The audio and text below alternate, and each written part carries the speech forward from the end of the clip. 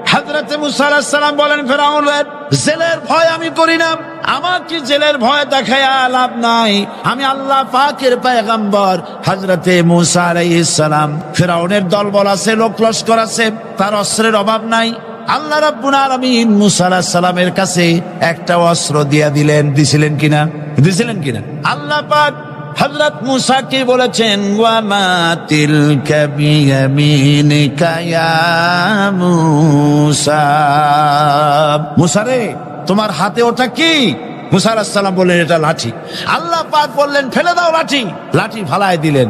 কি হয়ে গেল? হিয়া হাইয়াতুন তাসআ, লাঠি হয়ে গেল। এখন লাঠি পড়ে সাপ হয়ে গেল। সাপ দেখে নবী ওলি হোক, সাহাবী হোক আর আলেম হোক, সাপ দেখলে ভয় করে না মানুষের? মুসা আলাইহিস সালাম ভয় পেয়েছে। আল্লাহ রাব্বুল আলামিন হযরত মুসাকে শোনায় দিলেন, খুযহা ওয়া লা তাখাফ সানুঈদুহা সিরাতাহাল উলা, ধরো, লা তাখাফ, ভয় পেও না। আল্লাহ বলছেন ধরো, ভয় পেও না। ধরার সঙ্গে সঙ্গে স্বাভাবিক অবস্থায় ফিরে আসবে, আবার লাঠি হয়ে যাবে। এখন আল্লাহ বলছেন ধরো। মুসা আলাইহিস সালাম কি ভয় পাওয়া উচিত হবে? মুসা আলাইহিস সালাম কি ভয় পাইছিলেন? কারণ হচ্ছে এই দুশমনের শক্তিটা খুব বড়ই দেখা যায়, মনে হয় যেন অনেক বড়, কি জানি কি। আল্লাহ পাক বলছেন, ইন্না কাইদাশ শায়তানে কানা দাঈফা, শয়তানের চক্রান্ত যতই তুমি মনে করো অনেক ষড়যন্ত্রের জাল বিস্তার হয়ে আছে, আল্লাহ কয় কিছুই না, দাঈফা, অত্যন্ত দুর্বল। আল্লাহ পাক বললেন ধরো। মুসা আলাইহিস সালাম সাপ ধরলেন, সঙ্গে সঙ্গে লাঠি হয়ে গেল। ফেরাউন বরদাস্ত করলো না, রাষ্ট্রশক্তির পক্ষ থেকে আক্রমণ শুরু হলো। অপরাধ কি? মুসা আলাইহিস সালামের অপরাধ কি অপরাধ? মাশাআল্লাহ, বুঝতে পেরেছেন। অপরাধ হচ্ছে তিনি বলেছেন লা ইলাহা, জোরে বলেন লা ইলাহা ইল্লাল্লাহ। তো আমি বলবো, আল্লাহ রাব্বুল আলামিন কোরআনে কারীমের মধ্যে বলেছেন, আল্লাহু লা ইলাহা ইল্লা হুয়াল হাইয়ুল কাইয়্যুম। কোন সূরা আছে? কোন আয়াতে? আয়াতুল কুরসি। পড়তে ইচ্ছা করে না? পড়েন আমার সাথে, আল্লাহু লা ইলাহা ইল্লা হুয়াল হাইয়ুল কাইয়্যুম। আল্লাহ হচ্ছেন তিনি, যিনি ছাড়া কোনো উপাস্য নাই, কোনো ইলাহা নাই, কোনো মাবুদ নাই, যিনি ছাড়া আর কোনো ইবাদতের মালিক নাই। আর যিনি হচ্ছেন সদা জাগ্রত চিরঞ্জীব, সার্বভৌমত্বের একচ্ছত্র মালিক, যিনি সদা জাগ্রত চিরঞ্জীব, তিনি হচ্ছেন আল্লাহ। এখন কেউ যদি বলেন আল্লাহ অক্ষর কি, এক একটা অক্ষর বাদ দিয়া আল্লাহরে চিনায় দেন, তাও চিনানো যাবে। আল্লাহর প্রথম অক্ষর যদি বাদ দেন, কি থাকবে? কোরআনে কারীম বলছে তা দিয়েও বোঝা যাবে। লিল্লাহি মা ফিস সামাওয়াতি ওয়া মা ফিল আরদ, আল্লাহ হচ্ছেন তিনি যার জন্য আকাশ আর জমিন, আকাশ এবং জমিনের একচ্ছত্র মালিক। এর মাঝখানে যা কিছু আছে সব কিছুর মালিকানা যার হাতের মুঠায়, তিনি আমার আল্লাহ। তিনি কে? আল্লাহ। এরপরে যদি বলেন আর একটা লাম ছেড়ে দেন, আলিফ সাল্লাম, একটা লাম ছেড়ে দিলাম, তাহলে কি থাকলো? লাহ থাকলো, দুইটা অক্ষর থাকলো লাহু। এই লাহু দিয়েও আল্লাহ রব্বুল আলামিনের সিফাতকে, তার গুণকে বোঝা যাবে।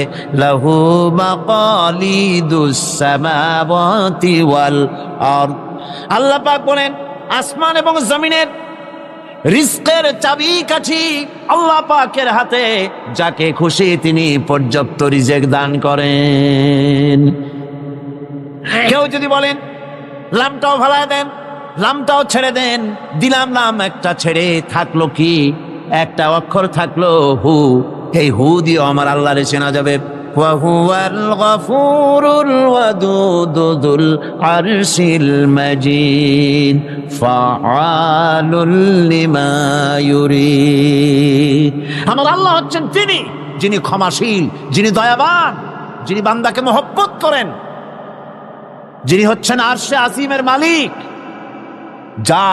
তিনি হচ্ছেন সেই মহান সত্তা, যিনি যা খুশি তাই করতে পারেন। সুতরাং আল্লাহ হচ্ছেন এমন এক লফজ, এমন এক নাম, এমন এক ইসমে জাত, যার কোনো বিকল্প নাই, যা অনুবাদ করে আল্লাহকে স্রষ্টা বললে এটা সারবে না, সৃষ্টিকর্তা বললে সারবে না। আল্লাহ পাকের নামের বিরাট বিশাল ব্যাপক অর্থ রয়েছে। সুতরাং আল্লাহকে আল্লাহই বলতে হবে। আল্লাহকে কি বলতে হবে? আল্লাহ আল্লাহ আল্লাহ। কত মজাই নামে, সুবহানাল্লাহ ওয়া বিহামদিহি, কত মজাই নামে। আল্লাহ রাব্বুল আলামিন বলেন, আমরা শুরু করছি সূরা ফাতিহা। অভিনন্দন পত্র দিচ্ছি, কারে দিচ্ছি? আল্লাহ পাককে দিচ্ছি। সেখানেও ভাষা দিয়ে রব্বুল আলামিন বলেন, প্রশংসা করো আলহামদুলিল্লাহি রাব্বিল আলামিন। সমস্ত প্রশংসা আল্লাহ পাকের, যিনি হচ্ছেন রব, যিনি কি রব।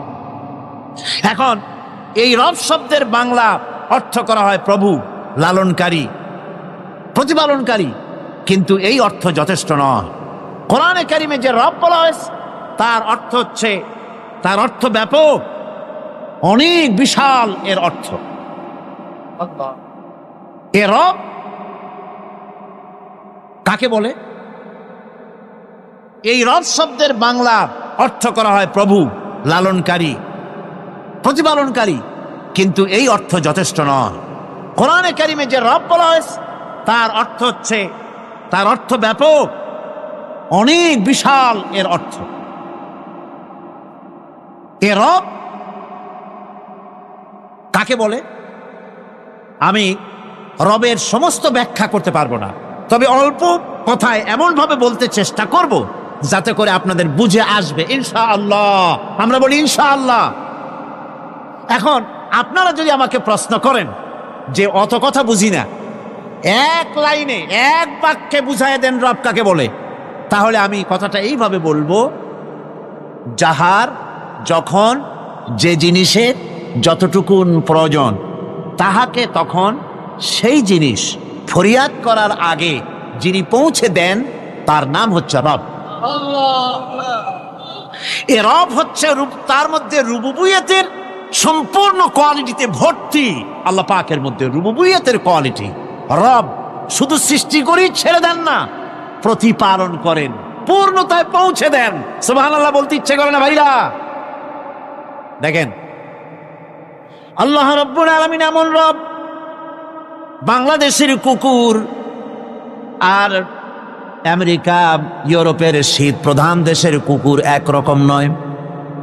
আমাদের দেশের পশু ইউরোপ আমেরিকা শীত প্রধান দেশের পশু একরকম নয়। তার কারণ হলো আমাদের দেশে শীত কম, নাতিশীতোষ্ণ অঞ্চলের মধ্যে খানিকটা পড়ে যায়। এখানে পশুদের গায়ে কম পশম থাকলে কোনো অসুবিধা নাই। ভেড়া, ঘোড়া, কুকুর, বন্য প্রাণীকে কেউ তো কম্বল দেয় না, ল্যাব দেয় না, রাজাই দেয় না, খাতা দেয় না, চাদর দেয় না। আল্লাহ রাব্বুল আলামিন তিনি এমন রব, শীত প্রধান দেশের পশুদের গায়ে পশম দিয়া চিরস্থায়ী কম্বল জড়ায় দিয়েছেন। এর নাম হচ্ছে রব।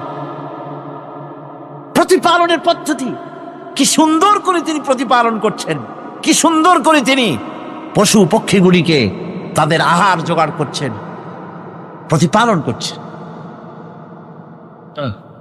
তিনি রব। মানুষকে সৃষ্টি করেছেন, আমাদেরকে সৃষ্টি করেছেন, সব প্রয়োজন মিটাইছেন, সকল প্রয়োজন মিটিয়েছেন, একটা জিনিস বাদ রাখেন না। আমাদের মুখে দাঁতের দরকার ছিল, মায়ের পেট থেকে দাঁত নিয়ে আসিনি। মায়ের পেট থেকে আসার পরে আমাদের খাবারের দরকার ছিল। লক্ষ্য করেন রব কারে বলে, লক্ষ্য করুন। মায়ের পেটের মধ্যে যখন ছিলাম ওখানে কোনো রোগের জীবাণু ঢুকতে পারে নাই। ফি করারিম মাকিন, একটি সুরক্ষিত জায়গায় আল্লাহ রাব্বুল আলামিন বাচ্চাকে রেখেছেন, যেখানে কোনো সর্দি হবে না, জ্বর হবে না, সর্দি হবে না, ব্রঙ্কাইটিস হবে না, ডায়াবেটিস হবে না, প্রেসার হবে না। মায়ের পেটের মধ্যে বাচ্চাকে এমন জায়গায় আল্লাহ যত্ন করে রেখেছেন। এই বাচ্চা যখন মায়ের পেট থেকে বেরিয়ে এলো তখন তার পরিবেশ অত্যন্ত খারাপ। এখানে পলিউশন আছে, এখানে কার্বন ডাই অক্সাইড আছে, এখানে বিষাক্ত হাওয়া আছে, এখানে দূষিত আবহাওয়া রয়েছে। প্রতি মুহূর্তে রোগ তাকে হামলা চালাতেছে। এই রোগের থেকে সে বাচ্চা বাঁচবে কি করে? এজন্য রব্বুল আলামিন তিনি এমন রব, মায়ের বুকের মধ্যে যে খাবার তৈরি করলেন বাচ্চার, ওই খাবারের মধ্যে বাচ্চার ওষুধও আল্লাহ পাক বানায়া দিলেন। মায়ের বুকের দুধ শুধু দুধ নয়, এটা ওষুধ। সুবহানাল্লাহ। এটা খাদ্য, এটা ওষুধ, এটা ভিটামিন, এটা ক্যালসিয়াম,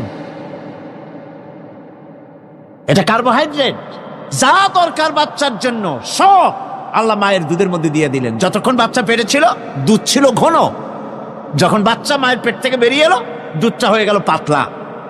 এই পাতলা দুধটা খাবে, ওষুধ আছে এর মধ্যে, ভিটামিন আছে, খাইতে যেন বিস্বাদ না হয় একটু মিষ্টি দিয়ে দিলেন আল্লাহ, যাতে বাচ্চা মুখ ফিরায় না নেয়, সেজন্য খাইতে চায়। তারপরে যখন বাচ্চার হাড্ডি খেতে হবে, মাছ খেতে হবে, গোশত খেতে হবে, দুধের আর দরকার নাই। তার শরীরের ভিতরে রেজিস্ট্যান্স, রোগ প্রতিরোধক শক্তি তৈরি হয়েছে, এখন আরো ভালো খাবার দরকার। আল্লাহ রাব্বুল আলামিন মায়ের দুধকে শুকায় দিলেন, চুষলো আর পাওয়া যাবে না, দুধ শুকায় গেছে, এখন বাইরের খাবার খেতে হবে। আসছিল যখন বুকে দাঁত ছিল না, বাইরে যখন এলো দাঁতের যখন দরকার হলো, কোন আল্লাহর বান্দা কি আল্লাহর কাছে দরখাস্ত করেছেন যে আল্লাহ আমার কয়েকখান দাঁত দাও, দাঁত ছাড়া আমি চাবাই কেমন? এই সবগুলি দাঁত কে সেট করে দিলেন? রব্বুল আলামিন দাঁতগুলিকে সেট করে দিলেন, মুখের মধ্যে দাঁত এসে গেল। আল্লাহ রব্বুল আলামিন শরীরটাকে সাজিয়ে গুছিয়ে, হিউম্যান বায়োলজি যাকে বলা হয়, এই শরীরকে যে সুন্দর করে আল্লাহ পাক তৈরি করলেন বলে শেষ করা যাবে না, কত সুন্দর করে আল্লাহ পাক বানিয়েছেন। আপনার মাথার ভিতরে সেল তৈরি করা হলো, ব্রেন তৈরি করা হলো। এই ব্রেনটা শুকনা জায়গায় রাখা হয় নাই। শুকনা জায়গার মধ্যে ব্রেনটা যদি থাকতো, নড়াচড়া করে আপনার ব্রেনের যে টেকনোলজি আল্লাহ পাক ইউজ করেছেন সেটা অসুবিধাগ্রস্ত হতো। এই জন্য ক্রিম যেভাবে পানির মধ্যে ভাসা থাকে, পানির মধ্যে ভাসমান ক্রিম মাখন যেভাবে রাখা হয়, সামান্য পানির মতো করে এর ভিতরে ব্রেনটাকে রাখা হয়েছে। এই ব্রেনের ভিতরে, ব্রেন হচ্ছে পৃথিবীতে কম্পিউটার, আজকের পৃথিবীর শ্রেষ্ঠ আবিষ্কার। কিন্তু মানুষের মাথায় যে কম্পিউটার আল্লাহ পাক দান করেছেন, এই কম্পিউটারের সামনে দুনিয়ার কম্পিউটার এতিম। এবার লন্ডন গিয়েছিলাম, প্রত্যেক বছর 1.5 মাস 2 মাস সময় পাই, কিন্তু আপনারা দোয়া করেছেন এখন পার্লামেন্টে সময় দিতে হয় বেশি, বিদেশের সফর কমে গিয়েছে। 10 দিনের জন্য গিয়েছিলাম, ওরা আমাকে একটা ডায়েরি দিল। সেই ডায়েরিটার ভিতরে ডিজিটাল ডায়েরি, এই ডায়েরির মধ্যে তারা বলল যে এরকম, এই যে কাগজটা আপনারা দেখতে পাচ্ছেন, এই রকমের কাগজের 10 লক্ষ পাতা লিখতে যত কাগজ লাগে, এরকমের 10 লক্ষ পাতার লেখা ছোট্ট এই ডায়েরিটার মধ্যে ঢুকাই দেওয়া যায়। 10,000 টেলিফোন নাম্বারের মেমোরিতে তুলে দেওয়া যায়। এটা হচ্ছে লেটেস্ট আবিষ্কার। কিন্তু আল্লাহ পাক মানুষের যে ব্রেনটা তৈরি করলেন, পৃথিবীতে যা আছে এ সব কিছু একটা মানুষের ব্রেনের মধ্যে, সমস্ত তথ্য, সমস্ত ফ্যাক্টস মানুষের মেমোরির ভিতরে ঢুকাবার পরেও আরো লক্ষ লক্ষ জায়গা বাকি থেকে যাবে, শূন্য থেকে যাবে, যা পূরণ হওয়ার নয়। এত বিশাল মেমোরি আল্লাহ পাক তার মানুষের মাথার মধ্যে তৈরি করে দিয়েছেন। সুবহানাল্লাহ বিহামদি। দেখুন অবস্থাটা কি। আল্লাহ তার মানুষকে কিভাবে, রব কাকে বলে, রব কারে বলে, সুবহানাল্লাহ বিহামদি। চোখের সামনে রাস্তা দিয়ে চলতে গিয়ে চোখের সামনে সাপ দেখলেন, চোখ দেখার কাজ করেছে। চোখ কি করেছে? দেখার কাজ করেছে। এখন কি করবেন? চোখ কিন্তু দেখে বসে থাকে নাই, চোখ দেখা মাত্রই ট্রান্সমিট করেছে ব্রেনকে। ব্রেন সাথে সাথে অ্যাকশন নিতে বলেছে হাতকে আর পাওকে। হাতে লাঠি থাকলে পিটাও, লাঠি না থাকলে পাকে বলেছে দৌড় মারো। এই যে সাপ দেখলো, চোখ এটাকে পাঠাই দিল ব্রেনকে, ব্রেন পাঠাই দিল অ্যাকশনে হাতে আর পায়ে। এতে কিন্তু 1 সেকেন্ড সময় লাগে নাই, 1 সেকেন্ডের কয়েক লক্ষ ভাগের 1 ভাগের ভিতরেই মানুষ অ্যাকশনে এসে গিয়েছে। সুবহানাল্লাহ। এর নাম হচ্ছে রব। এর নাম কি? রব। তার অফুরন্ত সৃষ্টি। মানুষের হার্ট তৈরি করেছেন, চোখ তৈরি করেছেন। চোখে কিন্তু আমরা নেগেটিভ দেখি। চোখে আমরা কি দেখি? নেগেটিভ দেখি। এই নেগেটিভটা চোখ ক্যাচ করে ব্রেনের ভিতর থেকে পজিটিভ হয়ে কে বের করে দেয়? সুবহানাল্লাহ বিহামদি। কানে অসংখ্য শব্দ শুনি, কিন্তু কোনো শব্দ তো জড়ায় যায় না। অসংখ্য শব্দ আমরা শুনি, যেমন রেডিও। রেডিও ঘুরাচ্ছেন, 9 ব্যান্ড রেডিও অথবা এর থেকেও বেশি ব্যান্ডওয়ালা রেডিও, আপনি যখন ঘুরাচ্ছেন কোনো সেন্টার ধরার জন্য, অনেক সময় 4-5টা সেন্টার জড়ায় যায় না? জড়ায় কিনা? 4-5টা সেন্টার জড়ায় যায়, সর্বনাশ হয়ে যায়, কোনটা থেকে কোনটা শুনবেন। তো এইরকম করে আপনার কানের ভিতরে শব্দগুলি সব জড়াইয়া পাকাইয়া আপনার কানের মধ্যে একটা বিশ্রী আওয়াজ সৃষ্টি করে দিতে পারত। কে স্তরে স্তরে শব্দগুলিকে শোনার ব্যবস্থা করেছেন? আপনার জিহ্বার ভিতরে হাজারো রকমের স্বাদ গ্রহণ করার জন্য একটা জিহ্বায় এতগুলি টেস্ট নেওয়ার ক্ষমতা কে তৈরি করে দিলেন? আল্লাহ রাব্বুল আলামিন সুবহানাল্লাহি বিহামদি। তিনি হচ্ছেন রব, যিনি মানুষের প্রতিপালন সৃষ্টি করেন এবং প্রতিপালন করেন, এমনি এমনি ছেড়ে দেন না। এরপরে মানুষের সব প্রয়োজন তিনি মিটিয়েছেন। মানুষের জীবন ধারণের জন্য সব থেকে বড় প্রয়োজন পানি। সবচেয়ে বড় প্রয়োজন কি? পানি। জোরে কোন কি? পানি। জীবনের জন্য পানি এবং আর্দ্রতা, এই দুটি জিনিস অপরিহার্য, এছাড়া জীবন বাঁচবে না। আমরা দেখতে পাই সমুদ্র ভরা পানি মজুদ আছে, লক্ষ্য করেন, সমুদ্র ভরা পানি মজুদ আছে, নদী খাল বিল ভরা পানি মজুদ আছে, কিন্তু এটাই তো যথেষ্ট নয়।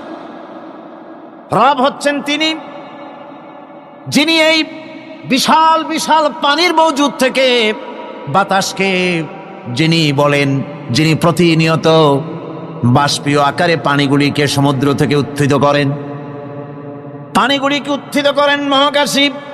আল্লাহ পাক বলেন, আল্লাহুল্লাযী আরসালার রিয়াহা ফাতুসিরু সাহাবা। বাষ্প হয়ে পানিগুলি আকাশে উত্থিত হয় এবং মহাকাশে যাওয়ার পর এই পানিগুলি, লবণাক্ত পানিগুলি আল্লাহর মেশিনে সেগুলি মিষ্টি হয়ে যায়। জোরে কোন সুবহানাল্লাহ। পানিগুলি মিষ্টি হয়ে গেল, ওই মিষ্টি পানি আল্লাহ রাব্বুল আলামিন নাজিল করে দিলেন। এবার বৃষ্টি কণা কণা হয়ে পড়লো, ফোঁটা ফোঁটা বৃষ্টি।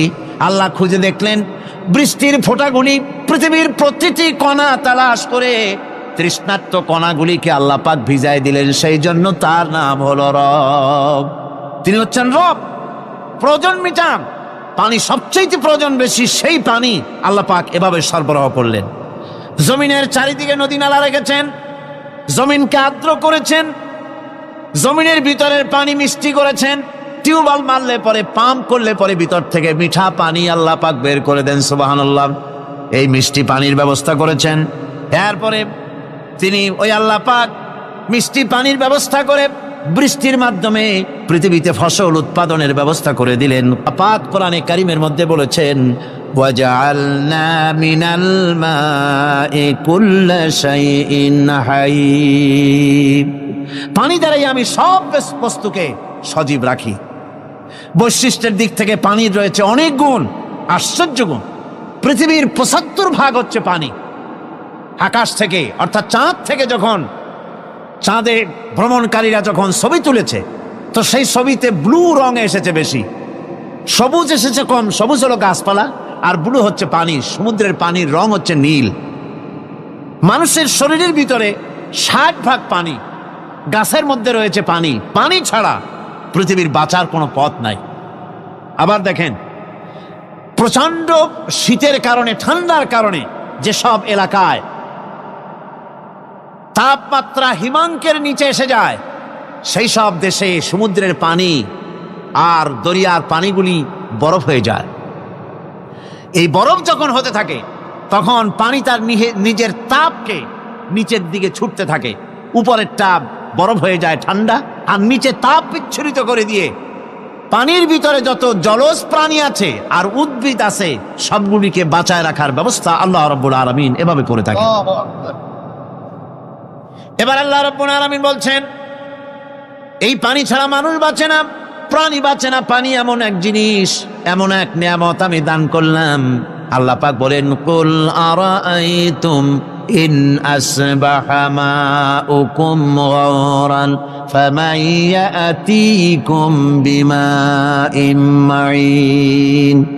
বলো দেখি সবে, শুকাইয়া যদি যায় এই জমিনের পানি, তাহলে হেথায় তটনির ধারা কে দিবে সবারে আনি।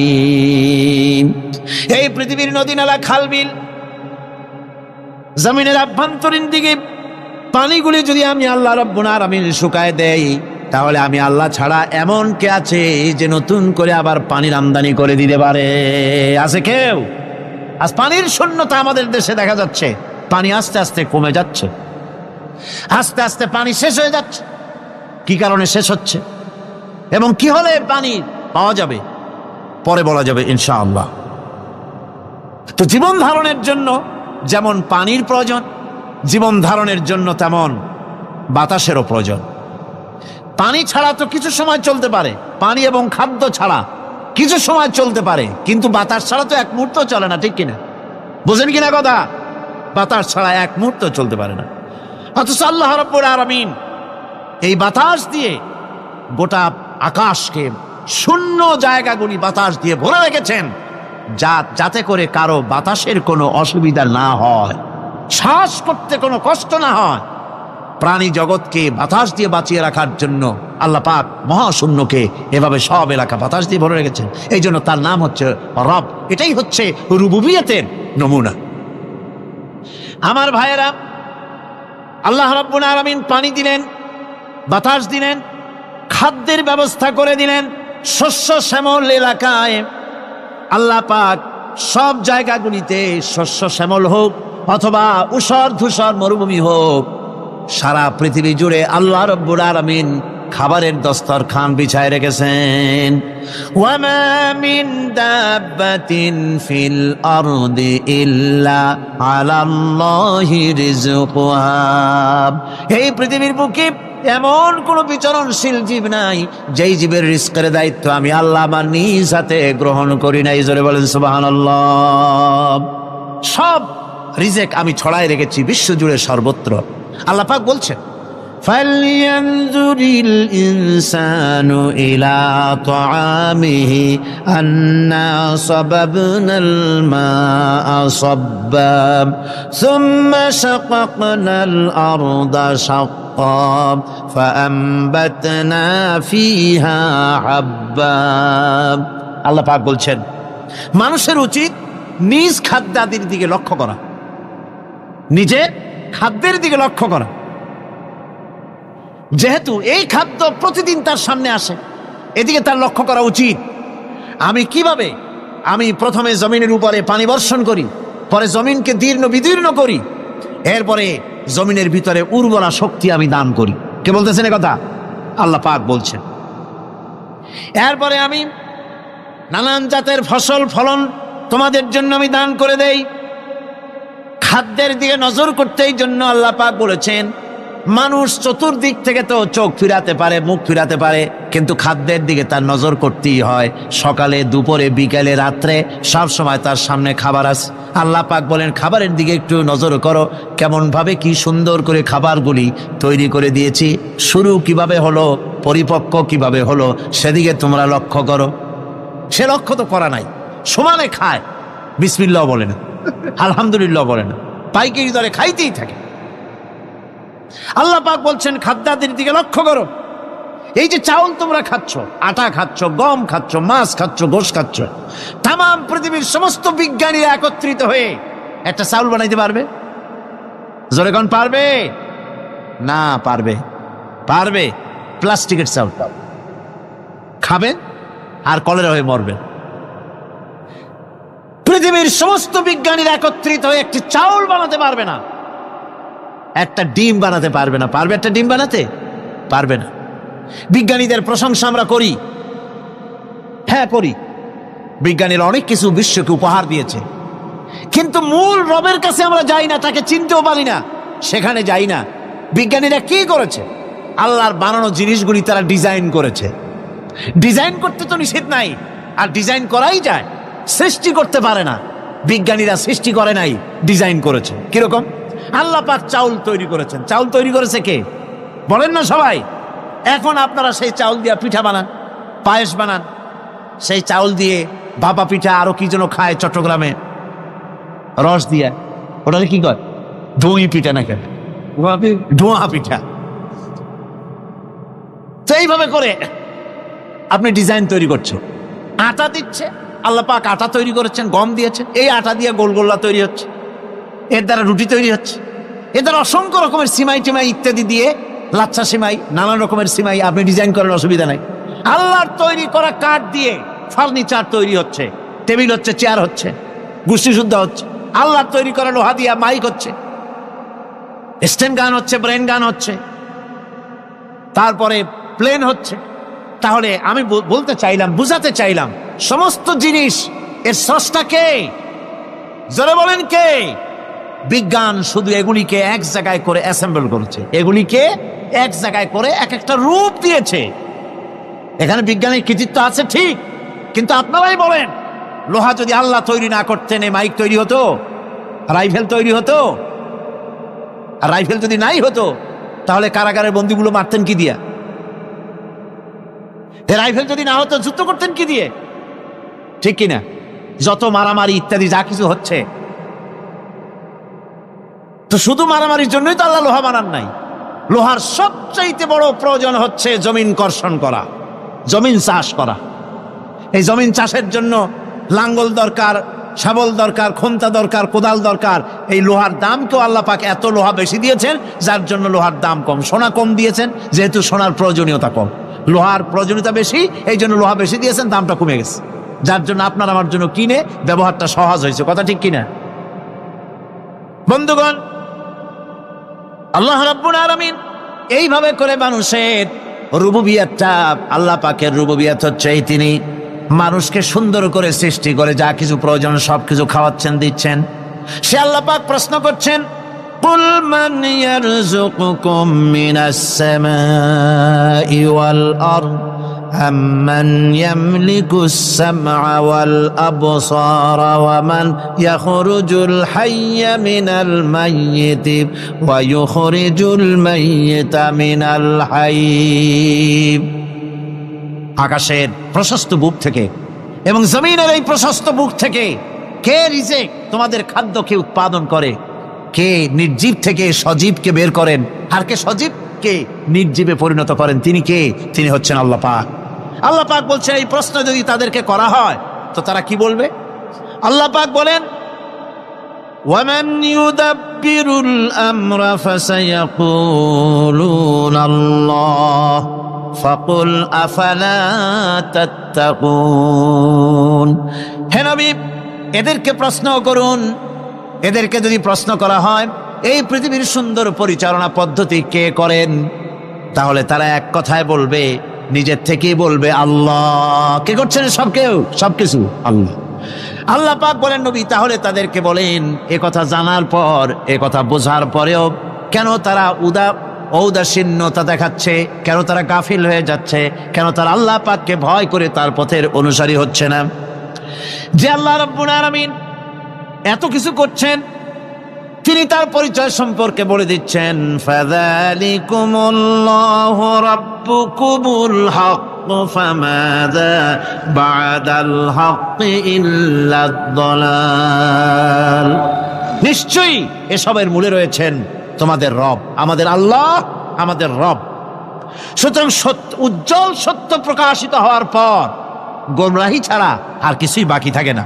সুতরাং যারা সত্যের পথের অনুসরণ করতে চায়, রবকে চিনতে হবে, আল্লাহ পাককে জানতে হবে এবং তাকে অনুসরণ করতে হবে, তাকে রব হিসাবে চিনতে হবে।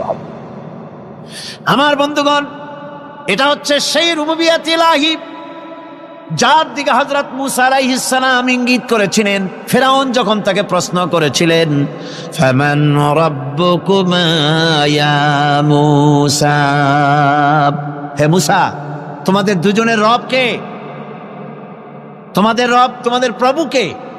তিনি জবাব দিলেন, রব্বুনাল্লাযী আ'তা কুল্লা শাইইন খালকাহু সুম্মা হাদা। রব হচ্ছেন আমাদের তিনি, যিনি নাকি আমাদের প্রতিপালক, আমাদেরকে সৃষ্টি করেছেন এবং আমাদেরকে হেদায়েত দিয়েছেন, সঠিক পথের দিশা দিয়েছে।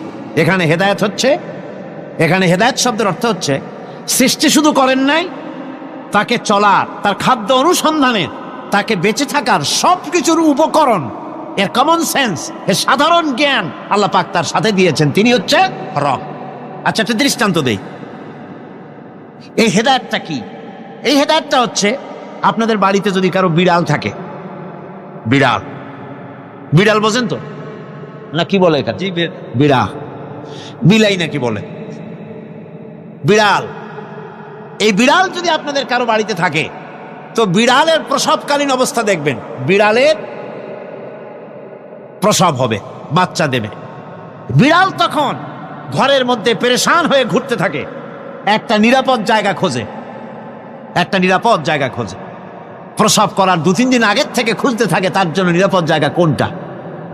এরপরে খুঁজতে খুঁজতে প্রসবের দিন সে সত্যিকারের ঘরের মধ্যে সবচাইতে কোনা কানা জায়গা যেটা, সেই রকমের একটা নিরাপদ জায়গা সে বেছে নিল। এরপরে বাচ্চা হলো। বাচ্চা হওয়ার পর এই বাচ্চার উপরে কেউ যেন আক্রমণ না করে, শত্রু যেন তার জায়গাটিতে না আসে, এই জন্য বাচ্চাটার ওর তো হাত দিয়া মায়ের মতো করে নিতে পারে না, সে আস্তে করে ঘাটটা কামড়ায় ধরে যাতে করে বাচ্চা ব্যথা না পায়। ওইভাবে করে ঘাট কামড়ায় ধরে, আজকে এই সিঁড়ির নিচে, কালকে ওই খাটের নিচে, পরশুদিন এই আলমারির কোনায়, এইভাবে বাচ্চাগুলি সরায় সরায় রেখে বাচ্চাকে প্রতিপালন করে। এই বিড়ালের হেদায়েত দিলটা কে? যিনি দিলেন তার নাম রব, তিনি হচ্ছেন রব্বুল আলামিন। সন্তান প্রতিপালনের ব্যবস্থা শুধু দুনিয়ার মানুষকেই দেন নাই, প্রাণী জগৎকেও দিয়েছেন। সুবহানাল্লাহ। বলেন বলেন, মুরগির বাচ্চা হলো, ডিমের থেকে বাচ্চা বেরোলো, এই বাচ্চাগুলি হয়েছে গতকাল, আজকে বাচ্চাগুলি আদার খাচ্ছে মায়ের সাথে, হঠাৎ করে একটা চিল এলো আর ওর মা একটা সিগন্যাল মারলো, সাথে সাথে বাচ্চাগুলি দৌড়াইয়া এমন পলান দিল, আপনি তো ভালো একাদশীর বাপেও তালাশ করে পাবে না যে মুরগির বাচ্চা পলাইল কই। এখন ওই বাচ্চাটিকে এই সিগন্যাল সম্পর্কে কে অবহিত করলো যে এইরকম একটা আওয়াজ শুনলে এটা ভীতির আওয়াজ, এটা সাইরেন, এটা বিপদ সংকেত, এটা ডেঞ্জার সিগন্যাল, এটা শুনলে দেখলে তাড়াতাড়ি করে আত্মগোপন করবা। কে শিখাইলো? কে শিখাইলো? আল্লাহ পাক শিখাইছেন। এখন এক শ্রেণীর বুদ্ধিজীবী তারা আবার উল্টা কথা কয়। তারা বলে কি? তারা বলে যে মুরগি বাচ্চা, এই বাচ্চা যে দৌড় মারলো, এখানে আল্লাহ এইসব কিছু নাই, নাউযুবিল্লাহি মিন যালিক। তো এখানে কি আছে? কয় যে এখানে বিষয়টা হলো এই যে এই মুরগি আর মোরগ, ওর বাপ মা, এই দুজনের মধ্যে আছে সিলের ভয়, আছে শিয়ালের ভয়। ওই ভয় ওদের মধ্যে ছিল, এই মা বাপের ক্রসের মাধ্যমে বাচ্চা আসছে, কাজী ওই ভয়, বাপের যদি কোনো রোগ থাকে, মায়ের রোগ থাকে, তো এগুলি তো বাচ্চার মধ্যেও ঢোকে। তো ভয় হোক, সুখ হোক, দুঃখ হোক, এই অনুভূতি স্বাভাবিক প্রক্রিয়ার মাধ্যমে বাচ্চার মধ্যে ঢুকছে, আর সিল দেখে আওয়াজ শুনে সে আত্মগোপন করেছে। এইটা আমি পড়িয়া আমি আমার আলোচনা এক জায়গায় বললাম বুদ্ধিজীবীদের উদ্দেশ্যে, যদি সত্যিই তাই হয়, মোরগ আর মুরগি মা বাবার মধ্যেই ভয় আছে বলে বাচ্চার মধ্যেই ভয় ঢুকছে, সেই জন্য সে আত্মগোপন করছে, তাহলে আবার মানুষের ব্যাপারে কথাটা আনি। মানুষেরা সাপেরে ভয় করে না মহব্বত করে? কথার জবাব দিলে না, যখন তখন মনে হয় আপনারা সাপ বুঝি ভালোবাসেন। সাপ আমরা সকলেই ভয় পাই, মায়ও ভয় পায়, বাবাও ভয় পায়। এই মায়ের গর্ভে সন্তান এসছে, সন্তানের বয়স 2 বছর, 2.5 বছর, ঘরের মধ্যে কেউ ছিল না, ঘরের মধ্যে একটা সাপ আসছে, একটা সুন্দর সাপ, দেখতে সুন্দর, কিন্তু সে সাপে কামড়ালে মানুষ মরে যায়। ওই সাপটা মাথা উঁচু করে ফোনা ধরেছে। এই বাচ্চাটা কি সাপ দেখে দৌড় মারবে, না বাচ্চাটা ওই সাপটাকে ধরার জন্য সে এগিয়ে যাবে? কোনটা করবে? এগিয়ে যাবে। তাহলে মা বাপের ভয়, তাদের মা বাপের রক্তের মধ্যে, শিরার মধ্যে, সব জায়গায় সাপের ভয়, তার মাধ্যমে বাচ্চা এসে ওই বাচ্চার মধ্যে সাপের মহব্বত হইল কেন, ভয় হইল না কেন বাচ্চা অবস্থায়? সুবহানাল্লাহ। আমার বন্ধুগণ, মুরগির বাচ্চাকে হেফাজত করার জন্য বুদ্ধিমান প্রাণী মানুষ তার কাছে নাই বলে আল্লাহ রব্বুল আলামিন তারে বাচ্চা অবস্থা থেকে বোঝার তৌফিক দিয়েছেন কোনটা ভয়ের আওয়াজ, কোনটা হলো বিপদের আওয়াজ। মানব সন্তানের প্রতিপালন করার জন্য তার মার বাবা আছে বলে ওই রকম করে পশুদের মতো আল্লাহ বানান নাই, তাকে হেফাজত করার জন্য মা বাপ আছে বলে এই দায়িত্ব আল্লাহ পাক মা বাপের উপরে ছেড়ে দিয়েছেন। মা বাপ তাকে হেফাজত করে। রুবুবিয়তের প্রতিপালন, হেদায়েতের এই প্রতিপালন আল্লাহ পাক মানুষকে এভাবে করে তাদেরকে হেদায়েত দিয়েছেন, তার পথের চলার দিশা দিয়েছেন। পিঁপড়ার খাদ্য সংগ্রহের ব্যাপারটা দেখেন, পিঁপড়ার আছে দারুণ ঘ্রাণ শক্তি, কোথায় খাবার? 5 তলায় আপনি মিষ্টি খাচ্ছেন, রসগোল্লা থুয়ে দেন, তারপরে দেখেন কোন জায়গায় দিয়ে পিঁপড়া এসে জমের খাওয়া খায়, ঠিক কিনা? দেখেন তার কত তীব্র ঘ্রাণ শক্তি সেখানে চলে যাচ্ছে। তাকে হেদায়েত দেওয়া হয়েছে, তাকে ঘ্রাণ শক্তি দেওয়া হয়েছে। চিল, শকুন, ঈগল কোথায় থাকে বোঝেন না? মহাশূন্যে 3 থেকে 3.5 মাইল উপরে শকুন, বাজ, ঈগল উঠতে থাকে। খাবে কি? ওখানে তো তার খাবার ছড়ানো নেই।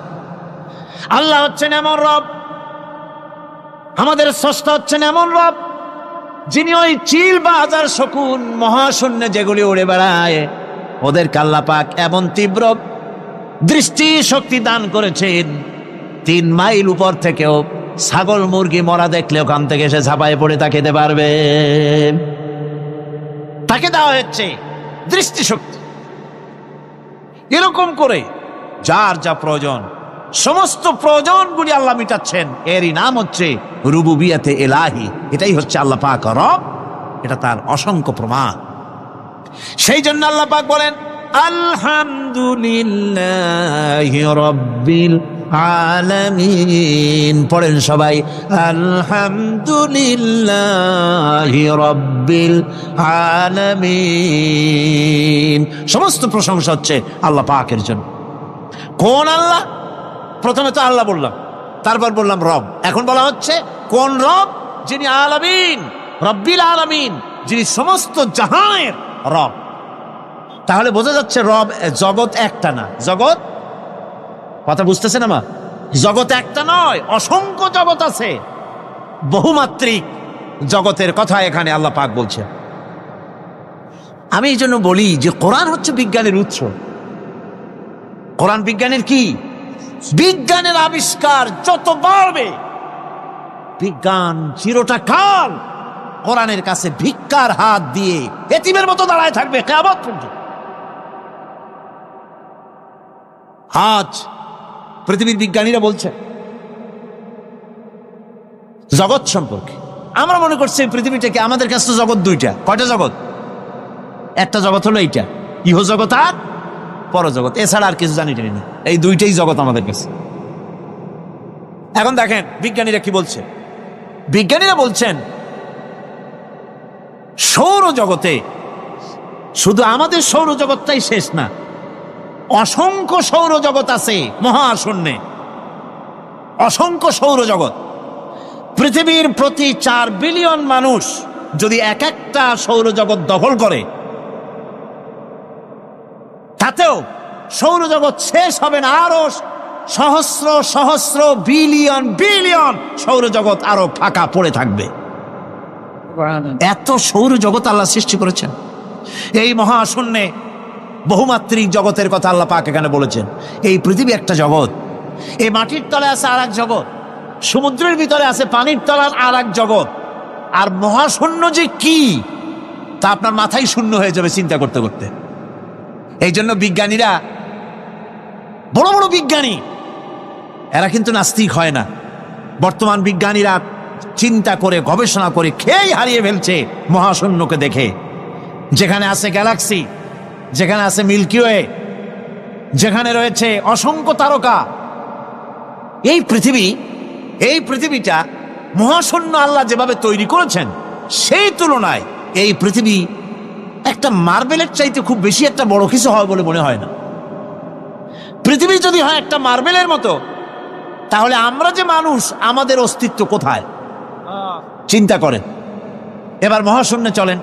মহাশূন্য সে কি বিশাল মহাশূন্য! একটা তারকা থেকে আর একটা তারকায় যদি যেতে হয়, তাহলে সহস্র সহস্র বিলিয়ন বছরের দরকার হবে।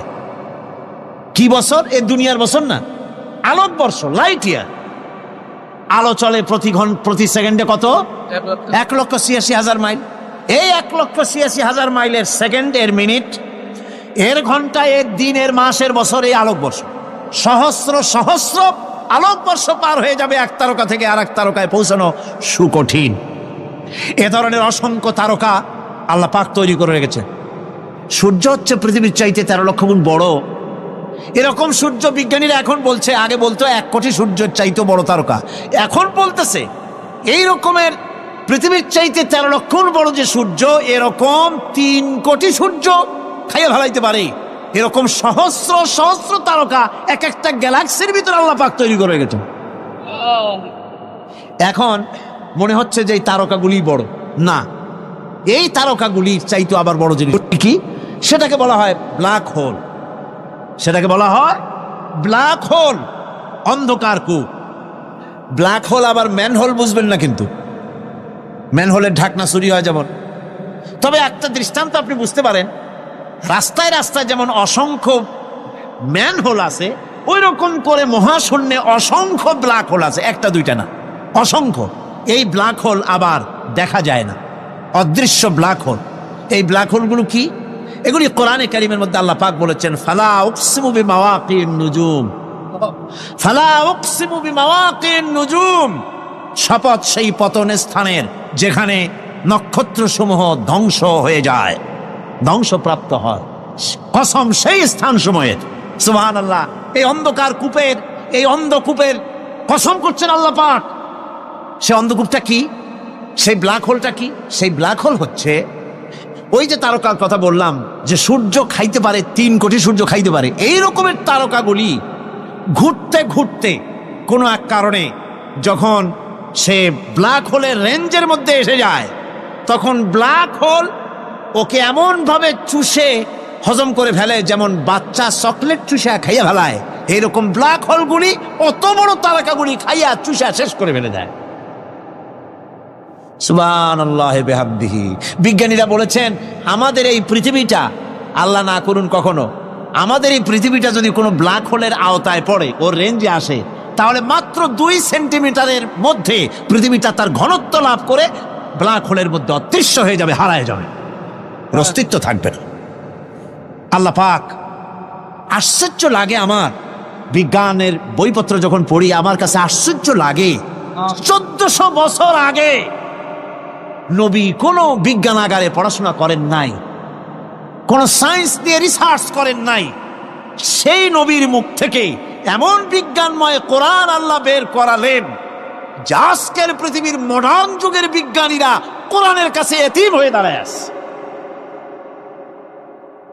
পৃথিবীর কোন বিজ্ঞানী বলতে পারবে না যে কোরআনে কারিমের অমুক আয়াতটা আনসাইন্টিফিক, এটা হাদিস আমাদের বিজ্ঞানের সাথে মিল খায় না, এমন কথা বলতে পারবে না। বরং কোরআন সার্টিফাই করবে তোমার এই বক্তব্য, তোমার এই থিওরি মোস্ট আনসাইন্টিফিক, কোরআন বলবে। ওরা বলতে পারবে না যে আয়াতটা আনসাইন্টিফিক। সুতরাং কোরআন হচ্ছে মহান বিজ্ঞানময়, কোরআন হচ্ছে আল্লাহ পাকের দেওয়া এক মহান বিধান, যে কোরআনের কারণে আল্লাহ পাক আমাদেরকে হেদায়েত দান করেছেন। সুতরাং এই কোরআন হচ্ছে, কোরআনের মধ্যে যা আছে, গোটা কোরআনে যা আছে সব সূরা ফাতিহায় আছে। সুবহানাল্লাহি ওয়া বিহামদিহি। আল্লাহ পাক বলছেন, আলহামদুলিল্লাহি রাব্বিল আলামিন। মুহাব্বতের সাথে পড়েন সবাই, আলহামদুলিল্লাহি রাব্বিল আলামিন। সমস্ত প্রশংসা, যাবতীয় প্রশংসা সে আল্লাহ পাকের, যিনি তামাম জাহানের পালনেওয়ালা রব। ইনশাআল্লাহ বাকি কথা আগামীকাল বলবো ইনশাআল্লাহ। সকালে বলেন ইনশাআল্লাহ। মুনাজাতের জন্য দাঁড়ানো ভাইরা সব বসেন, যত লোক দাঁড়িয়ে আছেন সবাই বসেন। প্রথম দিনের মুনাজাত আল্লাহ পাকের দরবারে, সব বসেন, মুহাব্বতের সাথে বসেন, আর একটু জিকির করেন, লা ইলাহা ইল্লাল্লাহ। কিজন আছে আজকে? 8 জন আছে, আর একটা দিয়ে আসছে, 8 জন আছে। লা ইলাহা ইল্লাল্লাহু মুহাম্মাদুর রাসূলুল্লাহ। 3 বন্ধু সফর করতে করতে অনেক দূর পর্যন্ত পৌঁছে গিয়েছে, গভীর রজনী হয়ে গিয়েছে। 3 বন্ধু চিন্তা করলে এখন কোথায় যাব। হঠাৎ করে ঝড় তুফানের কবলে পড়েছে, জিন্দেগি যায় যায়, জীবন ধ্বংস হয়ে যায়, পৃথিবী উল্টে যায়, এমন ঝড় তুফান শুরু হয়ে গিয়েছে। 3 বন্ধু বাঁচবার জন্য বহুত পথ আর পদ্ধতি খুঁজলো, কোথাও পেল না। শেষ পর্যন্ত 3 বন্ধু মিলে পাহাড়ের উপরে একটা বিশাল গর্তের ভিতরে প্রবেশ করেছে। গর্তের ভিতরে যখন প্রবেশ করেছে নিজেকে বাঁচাবার জন্য, হঠাৎ করে পাহাড়ের উপর থেকে বিশাল বড় একটা পাথর এসে তাদের গর্তের মুখটাকে বন্ধ করে দিল। রাত কাটিয়ে দিয়েছে, ঝড় তুফান থেমে গিয়েছে। তারা যখন বের হবে, পৃথিবীর সঙ্গে তাদের কানেক্টিংটা ফেল হয়ে গিয়েছে, কানেকশন হয় না। এমন গর্তে ঢুকেছে, পৃথিবীতে কি ঘটতেছে তারা বলতে পারে না, কারণ বিশাল বড় পাথর তাদের গর্তের মুখটাকে বন্ধ করে দিল। 3 বন্ধু মিলে একসাথে ধাক্কা দিতে লাগলো। প্রত্যেকটা মানুষের শরীরের লোমকূপের গোড়া থেকে ঘাম বের হয়ে গিয়েছে, কিন্তু সরিষার দানা পরিমাণ ওই পাথরটাকে নড়ানো যায় নাই। আল্লাহ রব্বুল ইজ্জতুল জালালের পরীক্ষা তাদের জন্য মুত্তাসিল হয়ে গেল। রব এইভাবে মানুষের দিলের পরীক্ষা নিয়ে থাকে। আমার বন্ধুগণ 3 জন মিলে পরামর্শ করলো, আর বাঁচা যাবে না। দীর্ঘক্ষণ চলে গেল, মরে যাবার মতো উপক্রম, পানিও নাই, খাবারও নাই, দম বন্ধ হয়ে যায়, অক্সিজেন নাই। 3 বন্ধু মিলে চোখের পানি ছেড়ে কান্না করে গভীর রজনীতে সেজদায় পড়ে গর্তের ভিতরে আল্লাহ কি ডাক দিয়ে বলেছে, আল্লাহ, জিন্দেগিতে অপরাধের শেষ নাই, এমন কোন অপরাধ করি নাই যা তোমার কাছে জানা নাই। রব, সব তো আমরা করছি, কিন্তু বিপদে পড়ে দেখছি এখন তো আমার সন্তানও আমাকে বাঁচাতে পারবে না, স্ত্রী, মা, বাবা, আত্মীয় স্বজন কেউ বাঁচাতে পারবে না। এই গর্তের ভিতরে আমাদের খবর পৃথিবীর কোনো মানুষ জানে না, একমাত্র তুমি ছাড়া। আল্লাহ, এমন বিপদে পড়েছি, একমাত্র তুমি পারো আমাদেরকে বাঁচাতে, কিন্তু কোন মুখে তোমার কাছে হাত উঠাবো আর দোয়া করবো? আল্লাহ, জীবনে যে এমন কোনো গুনাহ নাই যে গুনাহ করি নাই, জিন্দেগিতে এমন কোনো খারাপ কাজ নাই যা আমরা করি নাই, কি বলে তোমার কাছে হাত উঠাবো? তুমি যদি বলো আমি তোদেরকে চিনি না। রব, এই অপমান থেকে, কবর থেকে, গর্ত থেকে কে বাঁচাবে? 3 জন মিলে পরামর্শ করে সিদ্ধান্ত নিয়েছে, আমাদের জিন্দেগিতে যদি এমন একটা কাজ থাকে রে, যেই কাজটা একমাত্র আল্লাহরে সন্তুষ্ট করবার জন্য করছিলাম, পৃথিবীর কোন মানুষকে দেখাবার জন্য করি নাই, এমন যদি কারো জীবনে একটা মাত্র কাজ থাকে, কয়টা? সবাই বলা লাগবে কয়টা? এমনকি আমাদের জিন্দেগিতে যদি একটা মাত্র ভালো কাজ থাকে, যেটা একমাত্র রবকে সন্তুষ্ট করবার জন্য করেছি, আজকে ওই কাজের ওসিলা নিয়ে রবের কাছে চাইব। রব তো বলেছে সরিষার দানা পরিমাণ ভালো কাজ করলেও তিনি কল্যাণ দেন, উপকার দেন, ফিডব্যাক দেন। আজকে একটু দেখি না, আমরা তো গুনাহ করছি কিন্তু কোন জিন্দেগিতে ভালো কাজ আসেনি। 3 বন্ধুর এক বন্ধু বলছে, বাইরে আমার জীবনে একটা ভালো কাজ আছে। এই বলে ওই বন্ধু সেজদায় পড়ে চোখের পানি চলে কান্না করে ডাক দিয়া বলেছে, আল্লাহ,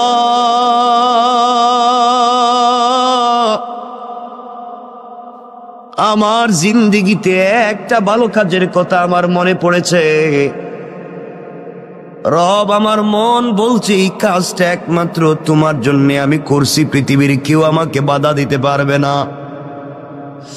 আয় আল্লাহ, আমার চাচাতো বোন, যাকে আমি প্রাপ্ত বয়স্ক হওয়া থেকে যার পিছনে লেগে আছি, যাকে একটা বার স্পর্শ করতে চাই, একটা বার আলিঙ্গন করতে চাই, আমি তার সঙ্গে জেনা করতে চাই, মেলামেশা করতে চাই, তার মতো সুন্দরী মেয়ে আর নাই, কিন্তু আল্লাহ কোনোদিন তাকে আমার ভাগে নিয়ে আসতে পারলাম না, কোনোভাবে কথা বলে ফুসলাতে পারলাম না। আমার ওই চাচাতো বোনের বিয়ে হয়ে গিয়েছে। বিয়ে হয়ে যাওয়ার পরে, তার স্বামীর বাড়িতে যাওয়ার পরে কিছুদিন পরে তার কি একটা বিপদ হয়েছে, তার সন্তান একটা হয়েছে, কিন্তু আমার মাথা থেকে তার চিন্তা যায় নাই। আমি তখনও সুযোগ খুঁজছিলাম, বোনকে যদি কোনোভাবে পাই তার সঙ্গে জেনা করব। আল্লাহ, বোন আমার কাছে কিছু ঋণের জন্য আসছিল। আমি বলছি, বোন রে, তুই যখন আমার কাছে ঋণ চাইছ, যা চাইবে তাই দিব, ঋণ না একেবারেই দিব। বিনিময়ে তোমার কাছ থেকে আমি পার্সোনাল কিছু সময় চাই, পার্সোনাল টাইম চাই। তুমি কি আমাকে একাকিত্বে, নির্জনে আমাকে সময় দিতে পারবা? আয় আল্লাহ তাআলা, আমার বোন দেখেছে এই পৃথিবীতে এই মুহূর্তে টাকা ছাড়া তার সন্তান বাঁচবে না, তার পরিবার চলবে না। সে টাকার জন্য রাজি হয়ে গিয়েছে, আমি তাকে টাকা দিয়ে দিয়েছি। আয় আল্লাহ, আমি নির্ধারিত সময় আর দিন বলে দিলাম। নির্ধারিত সময়ে যখন সে যে ঘর বলেছে আমি ঘরে পৌঁছে গেলাম। আমি ঘরের ভিতরে গিয়ে দেখি আমার বোন চুকের পানি ছেড়ে ছেড়ে কান্না করে আল্লাহরে বলছে, আল্লাহ, পুরা জিন্দগি সতীত্বের হেফাজত করেছি, পুরা জিন্দগি নিজের চরিত্রের হেফাজত করেছি, আল্লাহ আজ না আমি বড় বিপদগ্রস্ত।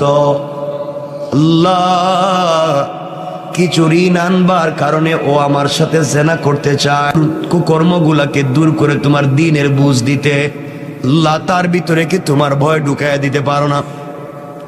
আমি ঘরের ভিতরে গিয়ে আমার বোনের হাত ধরেছি। বোন ডাক দিয়া বলছে, বাইরে তোর ভিতরে কি আল্লাহর ভয় নাই? আল্লাহর কাছে ফিরে যাওয়ার কি তোমার ভয় নাই? রব বলেছে, ওয়াত্তাকু, ভয় করো ওই দিনকে, ইয়াওমান তুরজাউনা ফীহি ইলাল্লাহ, ভয় করো ওই দিনকে যেই দিন আমার কাছে তোমাকে ফিরে আসা লাগবে, ওই দিন তোমার হিসাব তোমাকে দেওয়া লাগবে। ও ভাই, তোর ভিতরে কি ভয় নাই?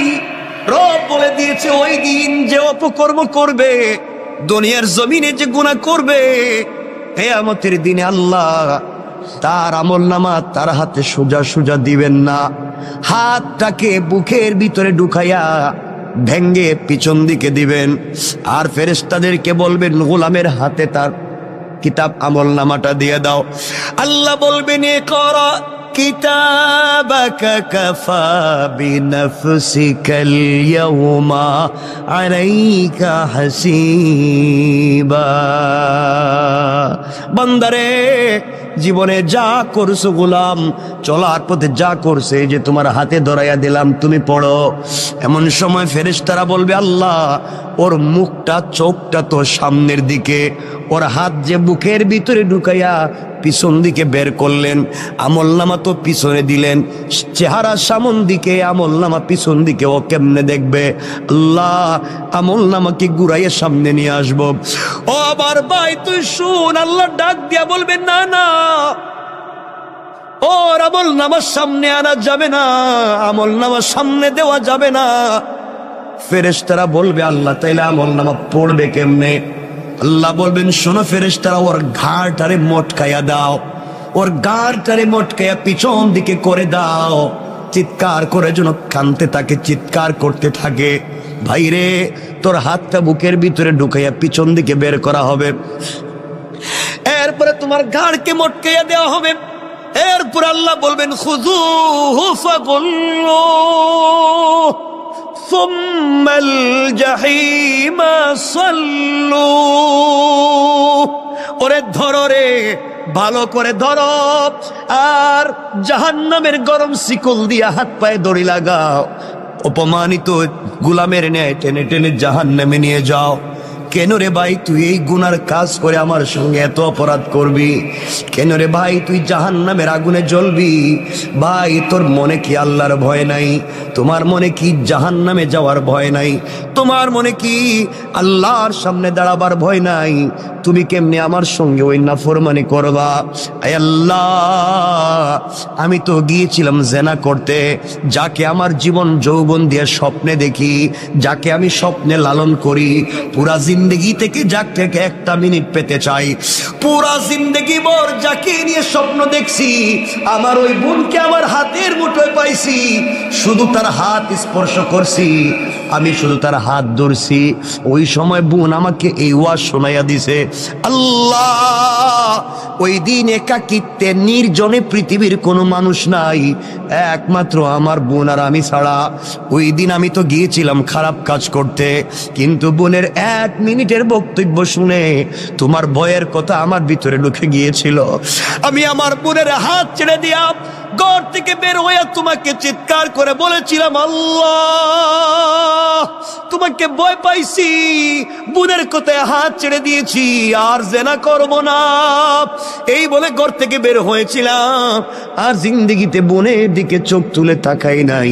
আল্লাহ তাআলা, ওই দিন তো কোনো পুলিশ ছিল না, র্যাব ছিল না, border guard, CID, DIB, NSI, DGFI কেউ ছিল না।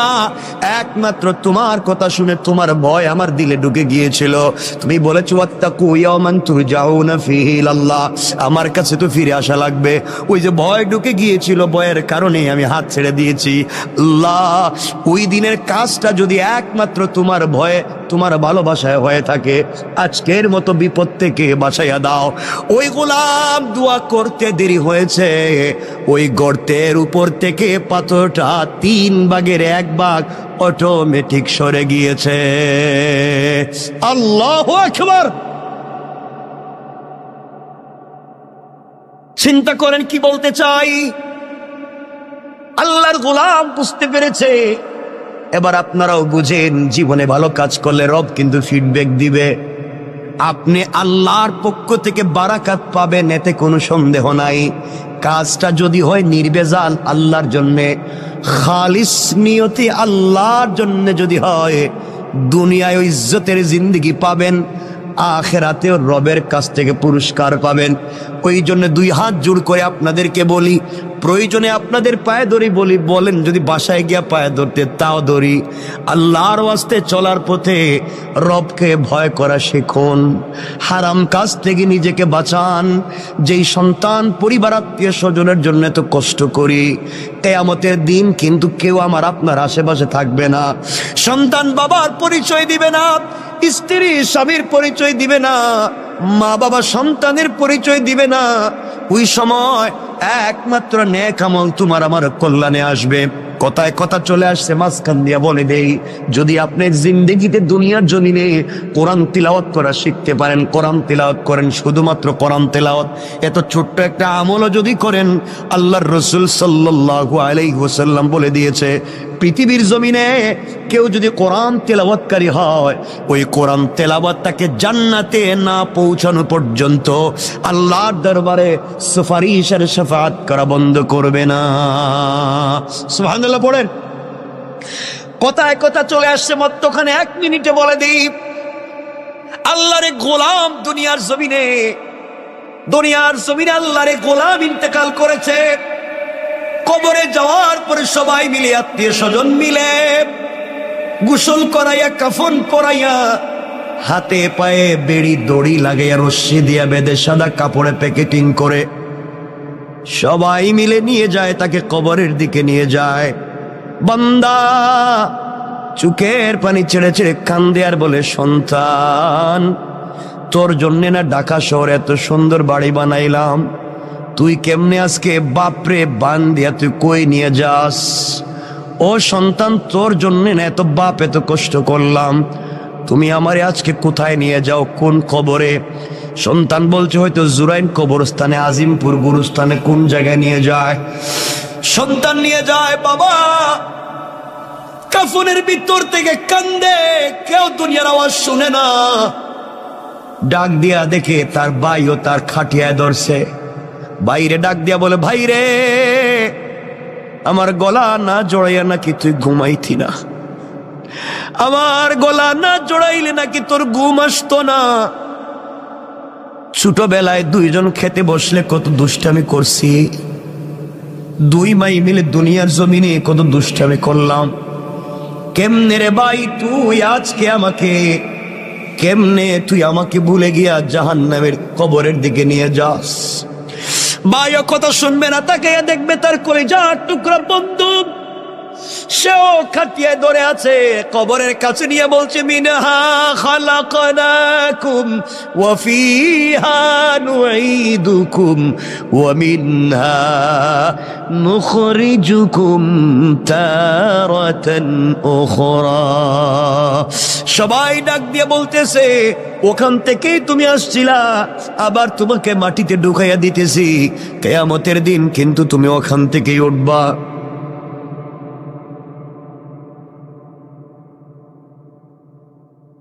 বন্ধু, কেউ তোমার কথা শুনবে না, আমার কথা শুনবে না। ওই সময় আল্লাহর গোলাম চিৎকার করে কান্না করে বলবে, ও গোলাম, আমার না ঘরে কত সুন্দর এয়ার কুলার, এয়ার কন্ডিশন ছিল, টাইস ছিল, সিরামিক ছিল, তুই আমার কই রাইখা যাস? সবাই মিলে তোমাকে আমাকে কবরের ভিতরে শোয়া দিবে। মাটি উপর দিয়া দিয়া যখন সবাই চলে আসবে, আল্লাহর গোলাম কবরের ভিতরে কাঁদতেছে। এমন সময় ফেরেশতারা এসে তাকে জিজ্ঞেস করছে, মার রব্বুকা, ও গোলাম বলো না তোমার রবকে। গোলাম তো ঠিক মতো উত্তর দিতে পারে না, কারণ দুনিয়ায় রবের পথে চলে নাই। দুনিয়ায় রব যেই পথের কথা বলছে গোলাম, ওই পথে গোলাম চলে নাই। আজ গোলামকে কবরের ভিতরে বলছে মার রব্বুকা, গোলাম জবাব দিতে পারে না। ফেরেশতারা বলছে ওয়ামা দীনুকা, বলো না তোমার ধর্মের নাম কি, কোন ধর্ম নিয়ে আসছো? গোলাম জবাব পায় না। গোলামকে বলা হয়েছে, বলো না মান হাদার রাজুলু আল্লাযী বুইসা ফীকুম, ওই ব্যক্তির চিনুনি দেখো তো, যেই ব্যক্তিকে তোমাদের হিদায়াতের জন্য পাঠানো হয়েছিল। আল্লাহর রসুলের চেহারা এভাবে উঠাইয়া ধরে বলবে, দেখো তো এই লোকটারে চিনুনি? তুমি আমি যদি দুনিয়ার জমিনে রসুলের চরিত্র নিয়ে, রসুলের আদর্শ নিয়ে কবরে যাই, তাহলে ওই লোকটারে দেখাইলে আমরা চিনতে পারবো আমার রসুল। কবরে দেখাইলে বলতে পারবো, ইয়া রাসূলুল্লাহ, দুনিয়ায় না আপনাকে দিল দিয়ে ভালোবেসেছি, কবরে রসুলের চেহারা দেখে চিনতে পারবেন। আর যদি দুনিয়ার জমিনে সেই রসুলকে ভালোবাসতে না পারেন, আল্লাহর রসুলের চেহারা দেখানোর পরও তুমি আমি চিনব না। ফেরেশতারা যখন 3টা প্রশ্নের জবাব পায় নাই, তাকে আঘাত করার জন্য 70 জন অন্ধ ফেরেশতা, এক একজন ফেরেশতার ওই কাঁধ থেকে ডান কাঁধ থেকে বাম কাঁধে যেতে লাগবে 700 বছর। এমন 70 জন ফেরেশতা হাতের মধ্যে লোহার মুগুর নিয়ে দাঁড়িয়ে আছে, আঘাত করবে। 70টা সাপ বিচ্ছু দাঁড়িয়ে আছে, তাকে খেয়ে ফেলবে। চিৎকার করে আল্লাহর গোলাম কাঁদবে, তাও কেউ শুনবে না, কারণ এই দুনিয়ায় কাঁদলে তো কেউ না কেউ শুনবে, কিন্তু কবরে কাঁদলে কেউ কথা শুনবে না। ওই দিন একমাত্র রব শুনবেন। দুনিয়ায় রবরে শুনাইয়া যাও, কবরে গেলেও রব তোমার কথা শুনবেন। এমন সময় গোলাম দেখতেছে কবরের 2 পার্শ্বের মাটি অনেক দূর পর্যন্ত চলে গিয়েছে। এত দূর পর্যন্ত মাটি গিয়েছে, আল্লাহর গোলামকে আঘাত করবার জন্য, কবরের মাটি চাপ দেওয়ার জন্য এভাবে আসতেছে। এক পাজরের হাড় অপর পাজরে ঢুকে যাবে। আল্লাহর গোলাম চক্ষু বন্ধ করে দিয়েছে। চক্ষু বন্ধ করে চিৎকার করে ডাক দিয়া কবরের ভিতরে বলছি, আল্লাহ, কেউ নাই, এই বিপদে আমার সন্তানও নাই, সন্তান আমার বিছানায় ঘুমায়, স্ত্রী হয়তো অন্যের হাত ধরে অন্য কাউকে বিয়ে করে ফেলেছে, বা এগুলা হয়তো আমার সম্পত্তি এত মুহূর্তে বাগ বাটুয়ারা করে ফেলছে। আল্লাহ, আমার দোকানের গদিতে হয়তো আরেকজন বসে গিয়েছে। আমি মনে করছিলাম আমি ছাড়া মনে হয় দুনিয়া চলবে না, এখন দেখি আমি ছাড়া আমার ঘরও চলে, আমি ছাড়া আমার দোকানও চলে। আজ এই সন্তানেরা আমাকে ছাড়া চলতো না, এরাও দেখি এখন চলে। যে স্ত্রী আমাকে জড়িয়ে না ধরে ঘুমাইতো না, স্ত্রীও দেখি চলে। আল্লাহ, দুনিয়া তো আগের জায়গায় আছে, কিন্তু আমি যে নাই, আমার কথা কেউ মনে করে না। গোলাম কান্দে, চিৎকার করে কান্দে। এমন সময় দেখে তার পাজরে হাত এক পাশে ঢুকায় দেওয়ার জন্য কবরের মাটি যখন তাকে আঘাত করবার জন্য আসছে, চিৎকার করে কাঁদতেছে। হঠাৎ করে অনুভব করে তার বুকের উপরে কে যেন ছোট্ট ছোট্ট পা দিয়া হেঁটে যায়। কিরে, আমার বুকের উপরে আবার হাঁটে কে? চক্ষু খুলে দিয়েছে। চক্ষু খুলে দেখে সবাই যার যার জায়গায় দাঁড়িয়ে আছে, কেউ আর আঘাত করে না।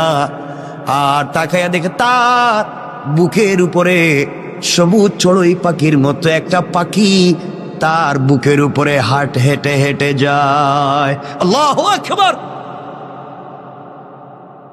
গোলাম চিৎকার করে বলছে, কে রে তুমি? ডাইনে মাটি, বামে মাটি, নিচেও মাটি, উপরেও মাটি, তুমি কেমনে ঢুকলা? আমি তো অক্সিজেন নিতে পারি না।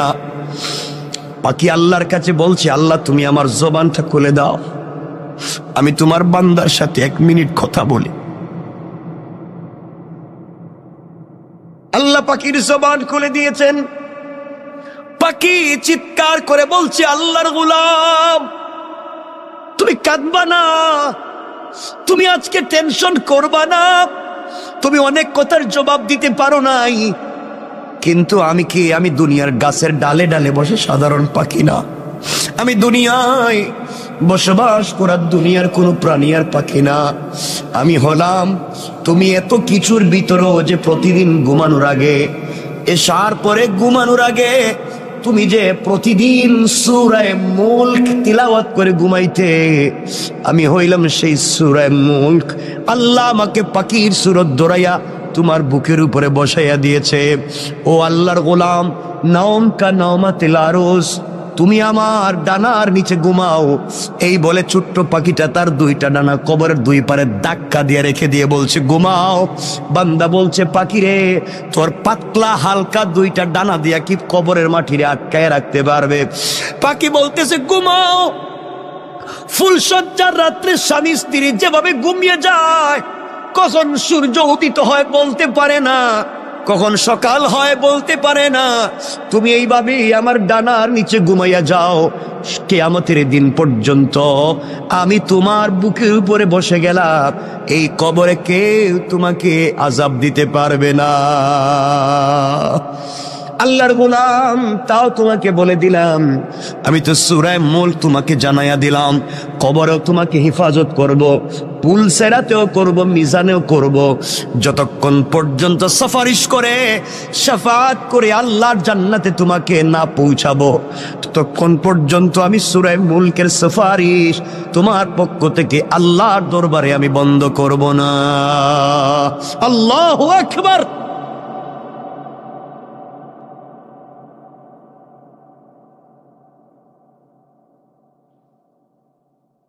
চিন্তা করেন।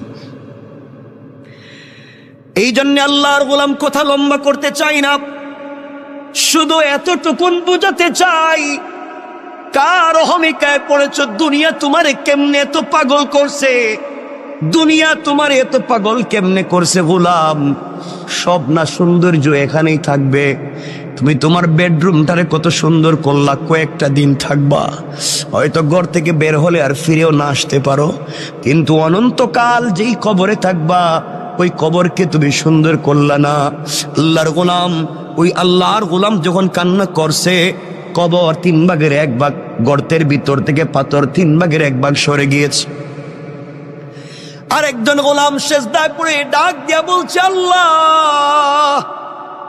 আমিও তো 3 বন্ধুর একজন, আমার জীবনে কোনো নেক আমল নাই, আমার জীবনে কোনো ভালো কাজ নাই, ভালো করে জানি, জীবনে যত আকাম ছিল, কুকর্ম ছিল, এমন কোনো জিনিস নাই যা করি নাই, কিন্তু আল্লাহ, আজ আমার মনে পড়ছে আমি একটা ভালো কাজ করছি।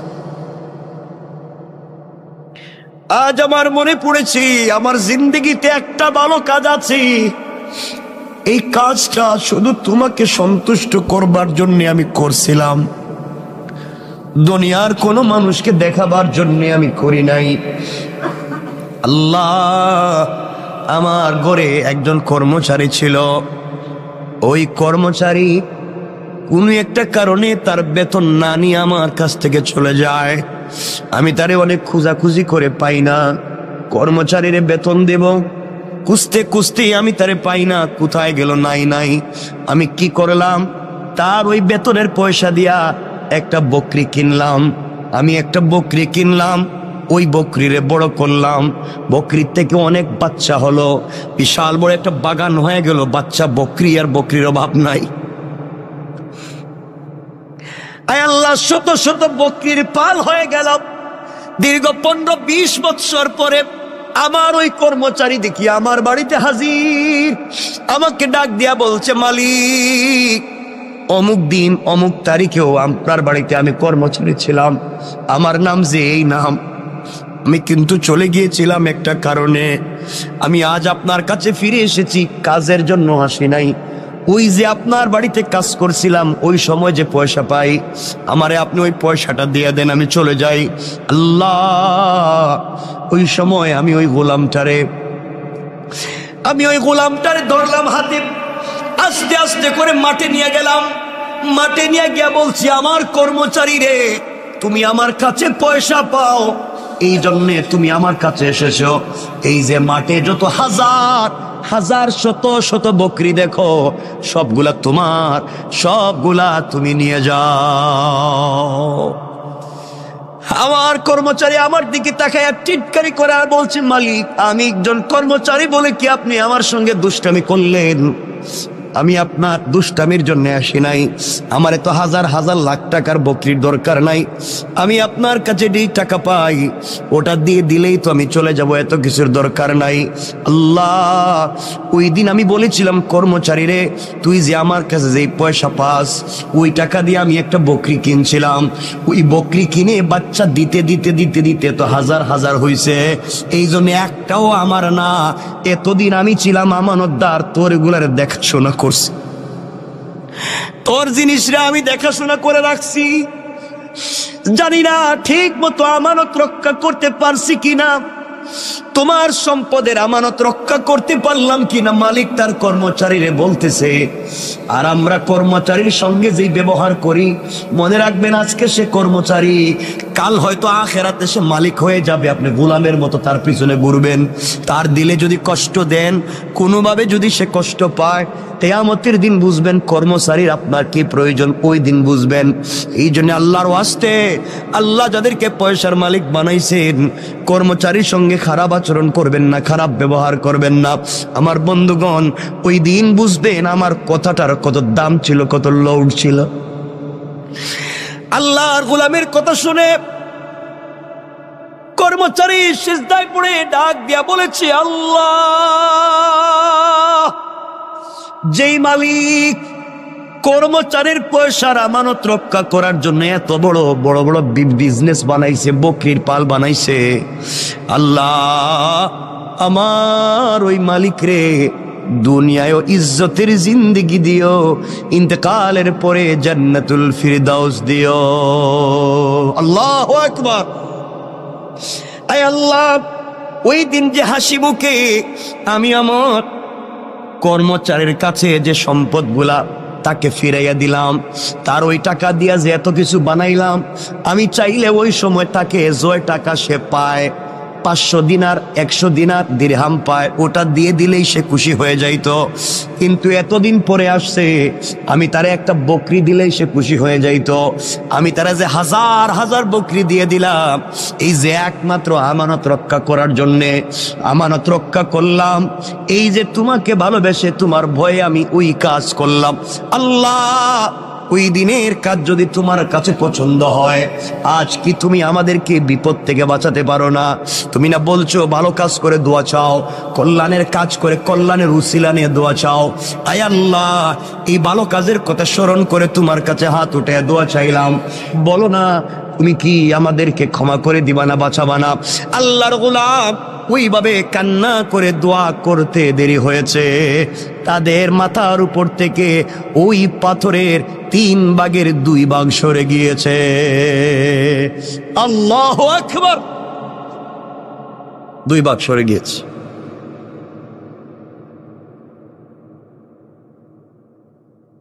তারা অনেক ট্রাই করছে বের হওয়া যায় কিনা, দেখলো বাইরেও যায় না, ওই আরেকটা ভাগ যাইতেইব। 2 জন বন্ধু যখন আল্লাহর কাছে দোয়া করছে, আল্লাহ তাআলা তাদেরকে বাঁচাইয়া দিয়েছেন। 3 ভাগের 2 ভাগ পাথরটা গর্তের মুখ থেকে সরে গিয়েছে, আরেক ভাগ গেলেই তারা বাইর হইতে পারে। এখন তো 2 জন দোয়া করছে, এখন আরেকজন চিন্তা করছে, আমার জীবনে তো কোনো ভালো কাজ নাই, আমি তো বইলে কিন্তু লাভ হবে না। 2 বন্ধু মিলছে, দোস্ত তুইও কিছু কর, তা আমার জীবনে তো কোনো ভালো কাজ নাই,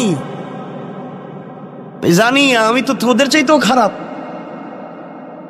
না, মনে কর তোর কোনো ভালো কাজ আসেনি জীবনে, মনে করে দেখ, থাকলে একটু ক আল্লাহরে, আজকে বাস্তবতে নিয়ে মরা ছাড়া পথ নাই। এমন সময় গোলাম বলতেছে, ভাই আমারও তো একটা ভালো কাজের কথা মনে পড়ছে। সুবহানাল্লাহ বললেন, জোরে আওয়াজ করে পড়েন না, সুবহান। আমার একটা ভালো কাজের কথা মনে পড়ছে, বল না তোর ভালো কাজটা কি? এই সময় 3 নম্বর বন্ধু চোখের পানি ছেড়ে ডাক দিয়া বলতেছে, আল্লাহ,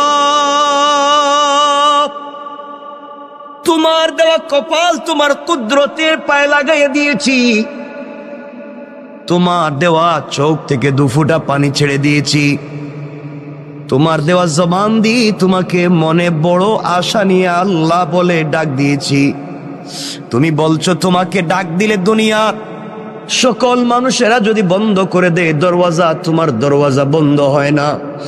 আল্লাহ, তুমি বলেছো কোন মানুষ যদি অপরাধ করে, সন্তান যদি অপরাধ করে, মা বাবা হয়তো সন্তানকে ঘর থেকে তাড়াইয়া দেয়।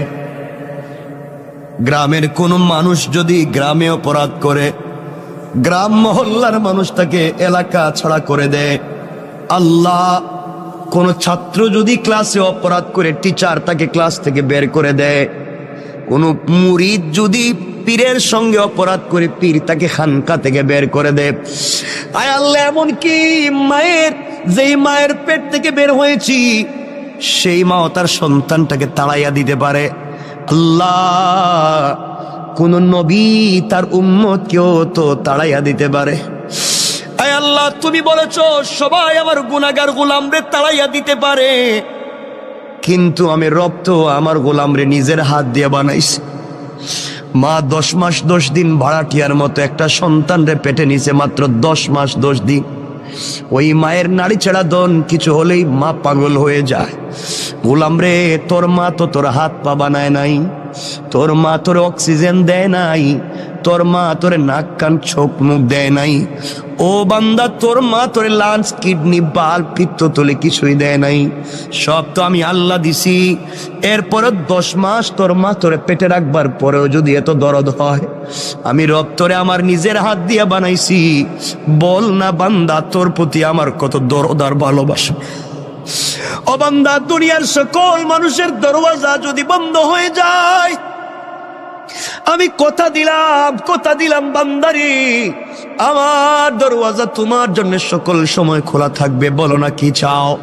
এবার বান্দা ডাক দিয়া বলে, আল্লাহ, আমি একজন বকরির রাখাল, আমি প্রতিদিন বকরি রাখালি করি। বাড়িতে যাই বিকালবেলা, সকালবেলা বাড়ি থেকে বের হই, বিকালবেলা বাড়িতে যাই। যাওয়ার পরে প্রথমে বকরির থেকে দুধ নেই, ওই দুধ নিয়ে প্রথমে আমার বৃদ্ধা মা পাপড়ে খাওয়াই। আমার মা তখন বেঁচে আছেন, আমার মারে দুধ পান করাই। মা ইচ্ছে মতো শান্তি মতো পেট ভরে দুধ পান করবার পরে বাকিটুকুন দুধ নিয়ে আমি আমার সন্তানদের কাছে বন্টন করে দেই। সন্তানেরা পান করে এরপরে ঘুমাইয়া যায়, এরপরে আমরা পান করি। আয় আল্লাহ, একদিন আমার জঙ্গল থেকে, মাঠ থেকে বাড়িতে যেতে যেতে দেরি হয়েছে। বাড়িতে গিয়ে দেখি আমার মা ঘুমিয়ে পড়ছেন। আমার মা বিভোর ঘুমে পাগল, মা ঘুমাইয়া গিয়েছে, মা তো সজাগ না। ঘরে গিয়ে দেখি আমার সন্তানেরা খাবারের জন্য চিৎকার করে কাঁদতেছে। আমি যখন বকরির থেকে দুধ দোহন করি, সন্তানেরা লাইন ধরে গুল হয়ে আমার পাশে বসছে আর বলছে, আব্বা একটু দুধ দেও না, আর সহ্য হয় না, পেটে খিদে লাগছে, রাত্রে যে ঘুমাতে হবে, একটু দুধ দাও। আমি সন্তানের দিকে তাকাইয়াও দেখি নাই কে আমার কাছে দুধ চাইল। এক পর্যায়ে দুধের বাটি হাতে নিলাম, পেয়ালা হাতে নিলাম, মায়ের ঘরে গিয়ে দেখি মা ঘুমিয়ে গিয়েছে। সবগুলা দুধের পেয়ালা নিয়া মায়ের মাথার সামনে দাঁড়ায়া থাকলাম। মা রাত্রে যখন উঠবে আগে তারে পান করাবো, এরপরে আমি আমার বাচ্চাদেরকে পান করাবো। আল্লাহ, আমার বাচ্চাগুলো আমার পায়ের কাছে এসে পা জড়াইয়া কাঁদতেছে, বলতেছে, আব্বা তুমি আমাদেরকে 1 ফোঁটা দুধ পান করাও। সারা রাত সন্তানের কাঁদতে কাঁদতে আমার পায়ের কাছে ঘুমাইয়া গেল। 1 ফোঁটা দুধও আমি সন্তানদেরকে আগে দেই নাই। ওই মায়ের অপেক্ষা করতেছি মা কখন ঘুম থেকে উঠবেন। আয় আল্লাহ, ও মুনিব, এইভাবে সারা রাত চলে গিয়েছে। সকালবেলা মা যখন ঘুম থেকে উঠছে, মা আমাকে দেখে তো হতভম্ব হয়ে গেছে। মা বলছে, বাবা তুই কি ঘুমাস নাই? সারা রাত কি করলি এখানে? মা আগেই তুমি ঘুমিয়ে গিয়েছো, তোমাকে দুধ পান করাতে পারি নাই, এই জন্য সারা রাত এখানে দাঁড়াইয়া দাঁড়াইয়া দুধের পেয়ালা হাতে নিয়েছিলাম, তোমার যদি ঘুম ভাঙ্গে আমি তোমারে আগে দুধ পান করাবো। মা বলছেন আমার নাতিগুলার অবস্থা এমন কেন? মা ওরা তো আমার কাছে আসছিল এক ফোঁটা দুধ পান করতে, আমি কিন্তু ওদেরকে আগে দেই নাই, আগে বলছি আমার মা, এরপরে তোমরা। ও মা, তোমার জন্য আমি সন্তানদেরকেও পান করাই নাই। আমার মা আমার জন্য তো দু হাত উঠে দোয়া করছে আর বলছে, আল্লাহ আমার সন্তান আমার যে ভালোবাসা দিয়েছে, দুনিয়ায় কোনো বিপদে আমার সন্তানরে ফালাইও না। আয় আল্লাহ, ওই দিনের কাজ একমাত্র তোমাকে খুশি করার জন্য মায়ের জন্য দাঁড়িয়েছিলাম। আয় আল্লাহ তাআলা, চাইলে আমি আমার সন্তানদেরকে দুধ পান করাইতে পারতাম, চাইলে আমিও পান করতে পারতাম, চাইলে আমার স্ত্রীরও পান করাইতে পারতাম। মা যখন উঠবে তখন দিব, মায়ের জন্য তো অপেক্ষা করা দরকার ছিল না। একমাত্র তোমাকে ভালোবেসে, তোমাকে মোহাব্বত করে, তোমাকে পাওয়ার জন্যে, তোমাকে খুশি করার জন্যে আমি যে কাজ করছি, এই কাজটা যদি ওই দিন তোমার কাছে পছন্দ হয়ে থাকে, আজকের বিপদ থেকে আমাদেরকে বাঁচাইয়া দাও উসিলা নিলাম। বলতে দেরি হয়েছে, কসম কসম রব্বে পাকের জাতে, ওই গোলাম দোয়া করে বলতে দেরি হয়েছে, পুরাটা পাথর তাদের গর্তের মুখ থেকে সরে যাইতে 1 মিনিটও দেরি করে নাই। সুবহানাল্লাহ জুরে। আমার বন্ধুগণ, 3 বন্ধু বেঁচে গিয়েছেন, এই জন্যে কথাটা তো শুরু করছিলাম ওখানেই। জীবনে যদি সরিষার দানা পরিমাণও ভালো কাজ করেন, রব কিন্তু তোমাকে আমাকে এটা দিবে। আল্লাহ কোরআনে বলছেন, ফামাইয়ামাল মিসকালা যাররাতিন খায়রান ইয়ারা, সরিষার দানা পরিমাণ যদি ভালো কাজ করো, ওটারও কিন্তু বদলা দিব। ওয়ামাইয়ামাল মিসকালা যাররাতিন শাররান ইয়ারা, আর তোমরা যদি খারাপ কাজ করো সরিষার দানা পরিমাণ, তারও হিসাব দেওয়া লাগবে। এই জন্যে দুহাত জোড় করে যেই কথা শুরুতেই বলছিলাম, দরকারে পায়ে ধরে বললাম, আল্লাহর ওয়াস্তে চলার পথে ভুল তো করব না, মানুষের হক মারব না, আমানতের খেয়ানত করব না, অন্যায় আচরণ করব না, ছোট থেকে ছোট হলেও আল্লাহকে সন্তুষ্ট করার জন্য ভালো কাজ করব। রব বলে দিয়েছে, তুমি যদি আমাকেই পাওয়ার জন্য ভালো কাজ করো বান্দা, আমি কথা দিলাম তোমার এই ছোট্ট একটা আমলই তোমাকে জান্নাত পর্যন্ত নিয়ে যেতে পারে। পড়েন সুবহানাল্লাহ। আমার কথা কি আপনারা বুঝছেন এতক্ষণে? তাহলে এত আলোচনা করে যেটা বোঝাতে চাইলাম, এই পুরা 1 ঘন্টা কথা বলছি, একটা বিষয় বোঝাবার দিন, যে আমাকে আপনাকে ফিরে যাওয়া লাগবে আল্লাহর সামনে। সরিষার দানা পরিমাণ ভালো কাজ করলেও জবাব দিতে হবে, খারাপ কাজ করলেও জবাব দিতে হবে। সুতরাং আমরা কোনোভাবে অন্যের সম্পত্তি তো নিজে খাবো না, নিজের লিডার হলে কখনো পাবলিকরে ঠকাবো না, এবং নিজের সম্পত্তি বাঁচাবার জন্য, অন্যের সম্পত্তি ধ্বংস করবার জন্য রাষ্ট্রের কাছে কুপ্রস্তাব দিয়া কাউকে বিপদে ফেলবো? বলেন ফেলবো? এটা হলো এতক্ষণের আলোচনার মূল মাকসাদ, আয়াতের মৌলিক ভাবার্থ। এতক্ষণ যদি কথা বুঝে থাকেন তো বলেন, রব একজন মানুষ ভালো কাজ করছে, তার উপকার দিচ্ছেন না দিচ্ছেন না? কথা তো অনেক মনে পড়ে, কিন্তু আমাদের সময় তো কমে যাইতেছে। কমে গেছে না? আপনাদের অসুবিধা হইতেছে নি? সময় যদিও আছে আমার হাতে, কর্তৃপক্ষের দেওয়া, কিন্তু আপনাদের তো কষ্টের দিকে আমার খেয়াল রাখতে হয়। যেন কষ্ট হইতেছে কিনা বুঝতেছি না, হয় না? বেশি নিব না, যদিও লম্বা হয় আমি নিব না। কথা বলতে চাই, রব বলেছে উপকার করলে তিনি দিবেন কি দিবেন না? বলেন না, দিবেন। কথাটা শোনেন, হাসান বসরি রহমতুল্লাহ আলাইহির মালফুজাত থেকে পাওয়া যায়। একবার হাসান বসরি রহমতুল্লাহ আলাইহ কবরের পাশ দিয়ে যাচ্ছেন, খুব বুঝবেন, কবরের পাশ দিয়ে যাইতেছে। চিন্তা করলেন, কবরের কাছে গিয়ে চিন্তা করলেন, একটু মুরাকাবা করে দেখি তো কবরের মানুষ কেমন আছে। মুরাকাবা করলেন, করে দেখেন কবরের মানুষ খুব খুশি, হাসি খুশি, কেউ কষ্টে আছে, কেউ দুঃখে আছে। আর এর মধ্যে একজন মুরব্বী কবরের ভিতরে তার খুব আযাব হইতেছে, একজন মুরব্বীর কবরে খুব বেশি আযাব হইতেছে। আর আবার দেখলেন আরেক জায়গায়, দেখেন আরেকজন মুরব্বী বসে রইছে আর হাসতেছে। তিনি কিছু দুরূদ পড়লেন, তিনি কিছু দোয়া করলেন, এই সওয়াবগুলো আল্লাহ তাআলা কবরে পৌঁছাইয়া দিলেন। সুবহানাল্লাহ পড়েন না? তিনি তাকাইয়া দেখেন কবরের সকল মানুষ লাইন ধরে এসে এই সওয়াবগুলা নিয়ে যায়। এক মুরব্বী বসে রইছে কর্নারে, ও আয় না, উঠে না। হাসান বসরি বলেন, মোরাকাবায় তাকে জিজ্ঞেস করলাম, বাবা কবরের মানুষ কি বিপদে আছে? আমি সূরা ফাতিহা তিলাওয়াত করলাম, সূরা ইখলাস পড়লাম, এর সওয়াবটুকু কবরে পৌঁছাইলাম, সব মানুষ এসে নিয়ে যায়, তুমি দিকে আসতেছো না, ঘটনা কি? কয় আমার দরকার নাই। দরকার নাই কেন? কয় আমার একটা ছেলে আছে, অমুক বাজারে দোকানদারি করে, ওই ছেলে প্রতিদিন আমার জন্য কোরআন তিলাওয়াত করে সওয়াব আমার কবরে পৌঁছাইয়া দেয়। আমি আমার সন্তানের উপরে খুশি, সন্তান সারাদিন বাজারে দোকানদারি করে, ফাঁকে ফাঁকে সময় পাইলেই আমার জন্য তিলাওয়াত করে সওয়াব পাঠায়। এই জন্য আমার তাড়াহুড়া নাই, আমি একটা ছেলে রেখে আসছি দুনিয়ায়, খুব ভালো। ওই ছেলেটা আমি বাপরে ভুলে যায় নাই, এই জন্য সন্তান রে ভালো মানুষ বানাইছিলাম। কবরে আসার পরে সন্তান আমার জন্য দোয়া দুরূদ পড়ে আমার জন্য আমল পাঠায়।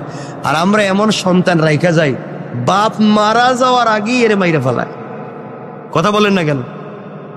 মা বাপ মারা যাওয়ার আগে এমন কষ্ট দেয়, তো এমনি জিন্দা মরে যায়, খাবার দেয় না, বউরে নিয়ে আলাদা থাকে, মা বাপরে দেখতে পায় না, মা বাপের সঙ্গে ভালো আচরণ করে না, স্ত্রী সন্তান যা বলে তাই শুনে, মা বাপকে এই ভালো জায়গায় রাখতে চায় না, মা বাপের ঠিক মতো ঔষধপাতি দেয় না, খবরাখবর রাখতে পারে না, মা বাপকে পয়সা দিলে হিসাব করে।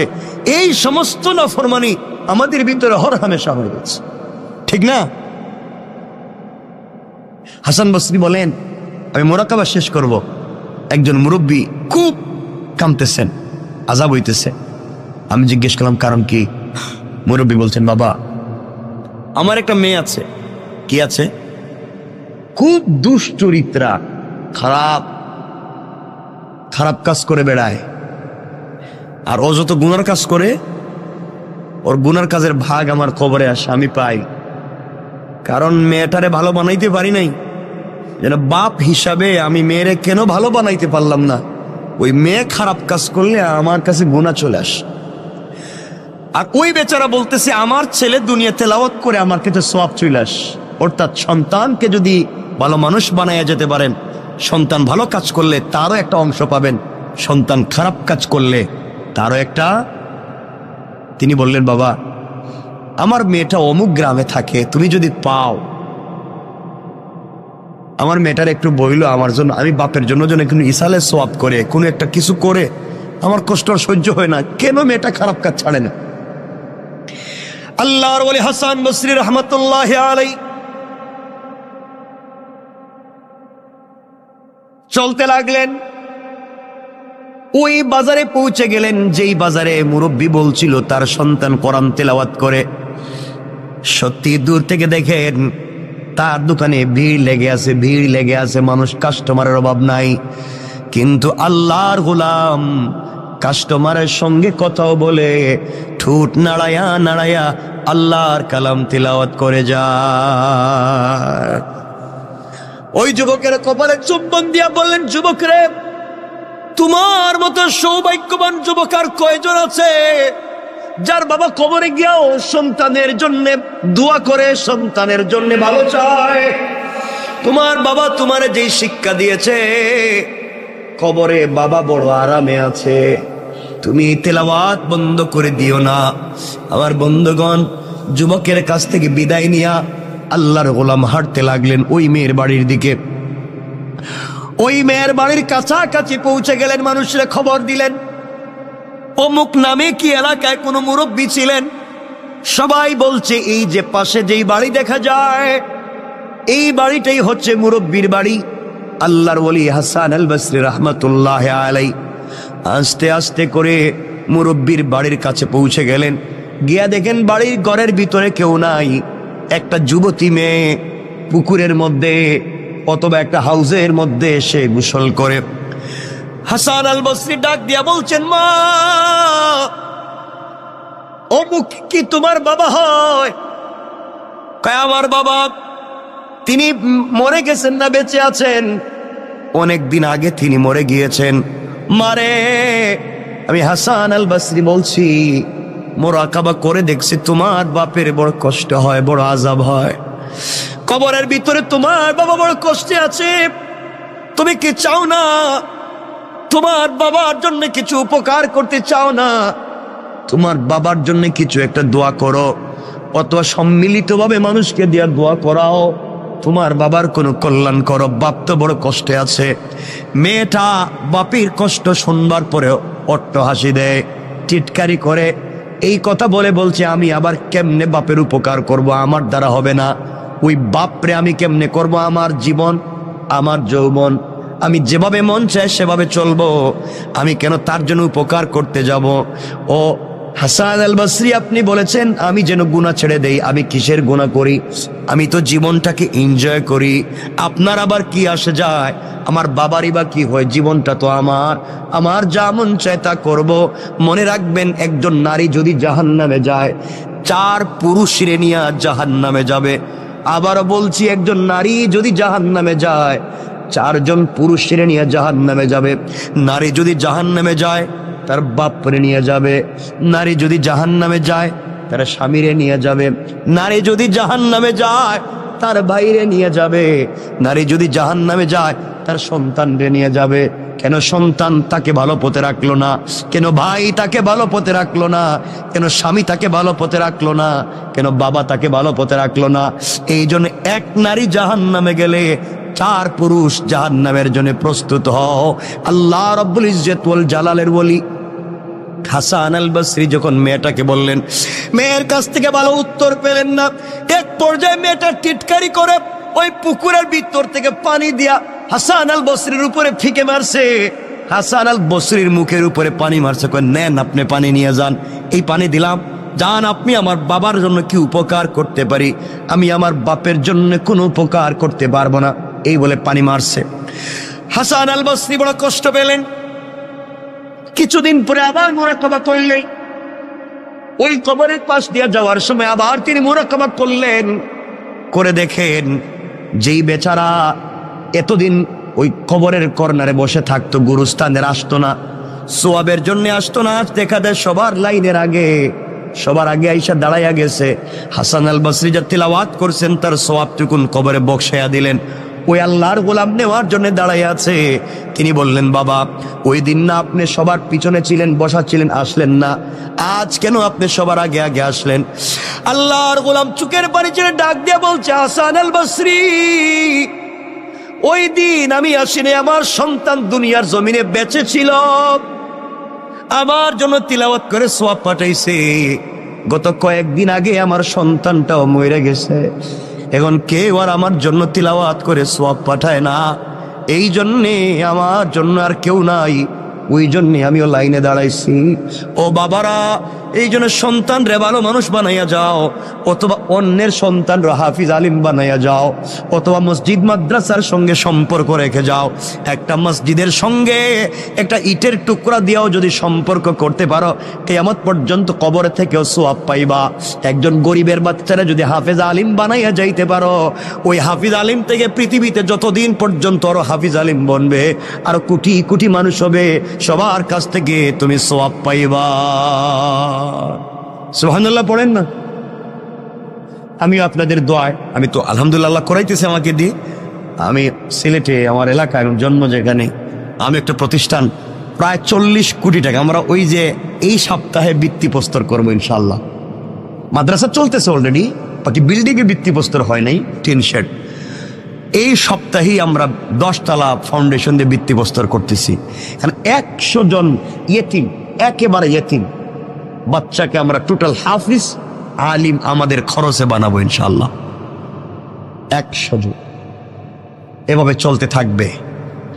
আমরা নিচে মসজিদ করতেছি দোতলা পর্যন্ত, উপর থেকে মাদ্রাসা করতেছি, মহিলাদের জন্য আইটি করতেছি, কারিগরি করতেছি, মহিলাদের জন্য এবং বাচ্চা পুরুষের জন্য আমরা একটা মিক্স, আমরা একটা ভালো ব্রিটিশ কারিকুলামে আজহার এবং মদিনার আদলে একটা ইংলিশ মিডিয়াম ইন্টারন্যাশনাল একটা মসজিদ, মাদ্রাসা এবং স্কুলকে একীভূত করে একটা শিক্ষা সিলেবাস তৈরি করতেছি। আল্লাহ যেন কবুল করে, দোয়া করবেন। এটা এই শহরে করার ইচ্ছা ছিল এবং এই শহরেই করতে চাইছিলাম এবং শুরুও করেছিলাম। আল্লাহ চাইলে এই শহরেও আমাকে দিয়ে খুব তাড়াতাড়ি আমরা করে ফেলবো ইনশাআল্লাহ, ইনশাআল্লাহ। এই মসজিদও তো মাদ্রাসা আছে না? নাই? চমৎকার একটা মাদ্রাসা আছে, কতগুলো বাচ্চা এখানে পড়ে, আমার খুব ভাল লাগে। বাচ্চাদের পড়া খুব ভাল লাগে, ওরা তো গুনাহ নাই তো, এজন্য ওদেরকে সময় দিবেন, মাদ্রাসার দিকে খেয়াল রাখবেন, জীবন উল্পাল্টে যাবে একবারে। মাদ্রাসার দিকে খেয়াল রাখবেন তো ইনশাআল্লাহ সবাই। আমার বন্ধুগণ, কথা লম্বা হয়ে যাচ্ছে। আল্লাহর ওলি বুঝলেন ওই বেচারার ছেলে মারা গিয়েছে, এই জন্য আর সওয়াব পাঠায় না। হঠাৎ করে তাকাইয়া দেখেন ওই দিন যেই মুরব্বী লাইনে সবার সামনে ছিল, আজ দেখা যায় জান্নাতের গালিচায় বসে বসে জান্নাতি ফল খেয়ে যায়। আশ্চর্য হলে মোর মেয়ে তো জিনাকারী, ওই মেয়েটা তো আমার পানি দিয়ে টিটকারি করছে, ওর বাবা কবরে এত শান্তি পাইল কেমনে জানতে চাই। জিজ্ঞাসা করে, বাবা তুমি আজকে কবরে তো শান্তি কেমনে? তোমার মেয়েরে তো বলছিলাম। আপনি আমার মেয়েরে বলছিলেন, আমার মেয়ে আমার জন্য এত বড় ভালো কাজ করছে, ওই ভালো কাজের উসিলায় আল্লাহ আমাকে মাফ করে জান্নাত দিয়ে দিয়েছে। আল্লাহর ওলি বলেন, না না, তোমার মেয়ে কোনো ভালো কাজ করে নাই। কই, আমি বলার পরে আমার এনে টিটকারি করছে। তোমার মেয়েটাকে তো কোনো ভালো কাজ করতে দেখলাম না, তো জিনাকারিনী। আল্লাহর ওলি মুরাকাবায় গিয়ে দেখেন ওই মেয়েটা টিটকারি করে, মস্করা করে, এক হাতের মধ্যে পানি নিয়া, এক মুষ্টির মধ্যে পানি নিয়া হযরতে হাসান বসরির উপরে যে মারছিল, ওই পানিটা জমিনে পড়ছে। জমিনের ফাঁকা ছিল, ফাঁকার মধ্যে অনেক দিন থেকে একটা ব্যাঙ হা করে আসমানের দিকে তাকাইয়া বলছে, আল্লাহ তুমি কি বৃষ্টি দিবা না? তুমি কি আমারে পানি পান করাইবা না? আমি যে মরে যাই কোন দিন মরি কেউ খবর রাখবে না। আল্লাহ তুমি কি আমাকে একটু পানি পান করাইয়া তো মারবা? ওই সময় ওই বেজে হাসান বসরির উপরে পানি মারছে, ওই পানিটা গিয়া ব্যাঙের মুখের মধ্যে পড়ছে। আল্লাহু আকবার, জোরে বলেন না। ব্যাঙ ওই পানি পান করে চিৎকার করে বলছে, আল্লাহ যে আমারে পানি পান করাইয়া বাঁচাইলো, তার কেউ যদি কবরে থাকে, আল্লাহ এর ওসিলায় তারে মাফ করে জান্নাত দিয়া দাও। আল্লাহ ওই দুয়ারে কবুল করছে, এই জন্য আল্লাহ আমার মাফ করে দিয়া জান্নাত দিয়ে দিয়েছে। পড়েন সুবহানাল্লাহ। অনেক কথা হয়ে গেছে আজকে, আর কথাকে লম্বা করতে চাই। আমার জন্য দোয়া আছে, আপনাদের জন্য দিল থেকে দোয়া থাকবে। আল্লাহ তাআলা আমাদের সবাইকে কবুল করুক। আজকে কোথায়, আমি তো চাইছিলাম তাফসির করতে, আজকে আমার মন চাইছিল, আমি রেডিও করছিলাম,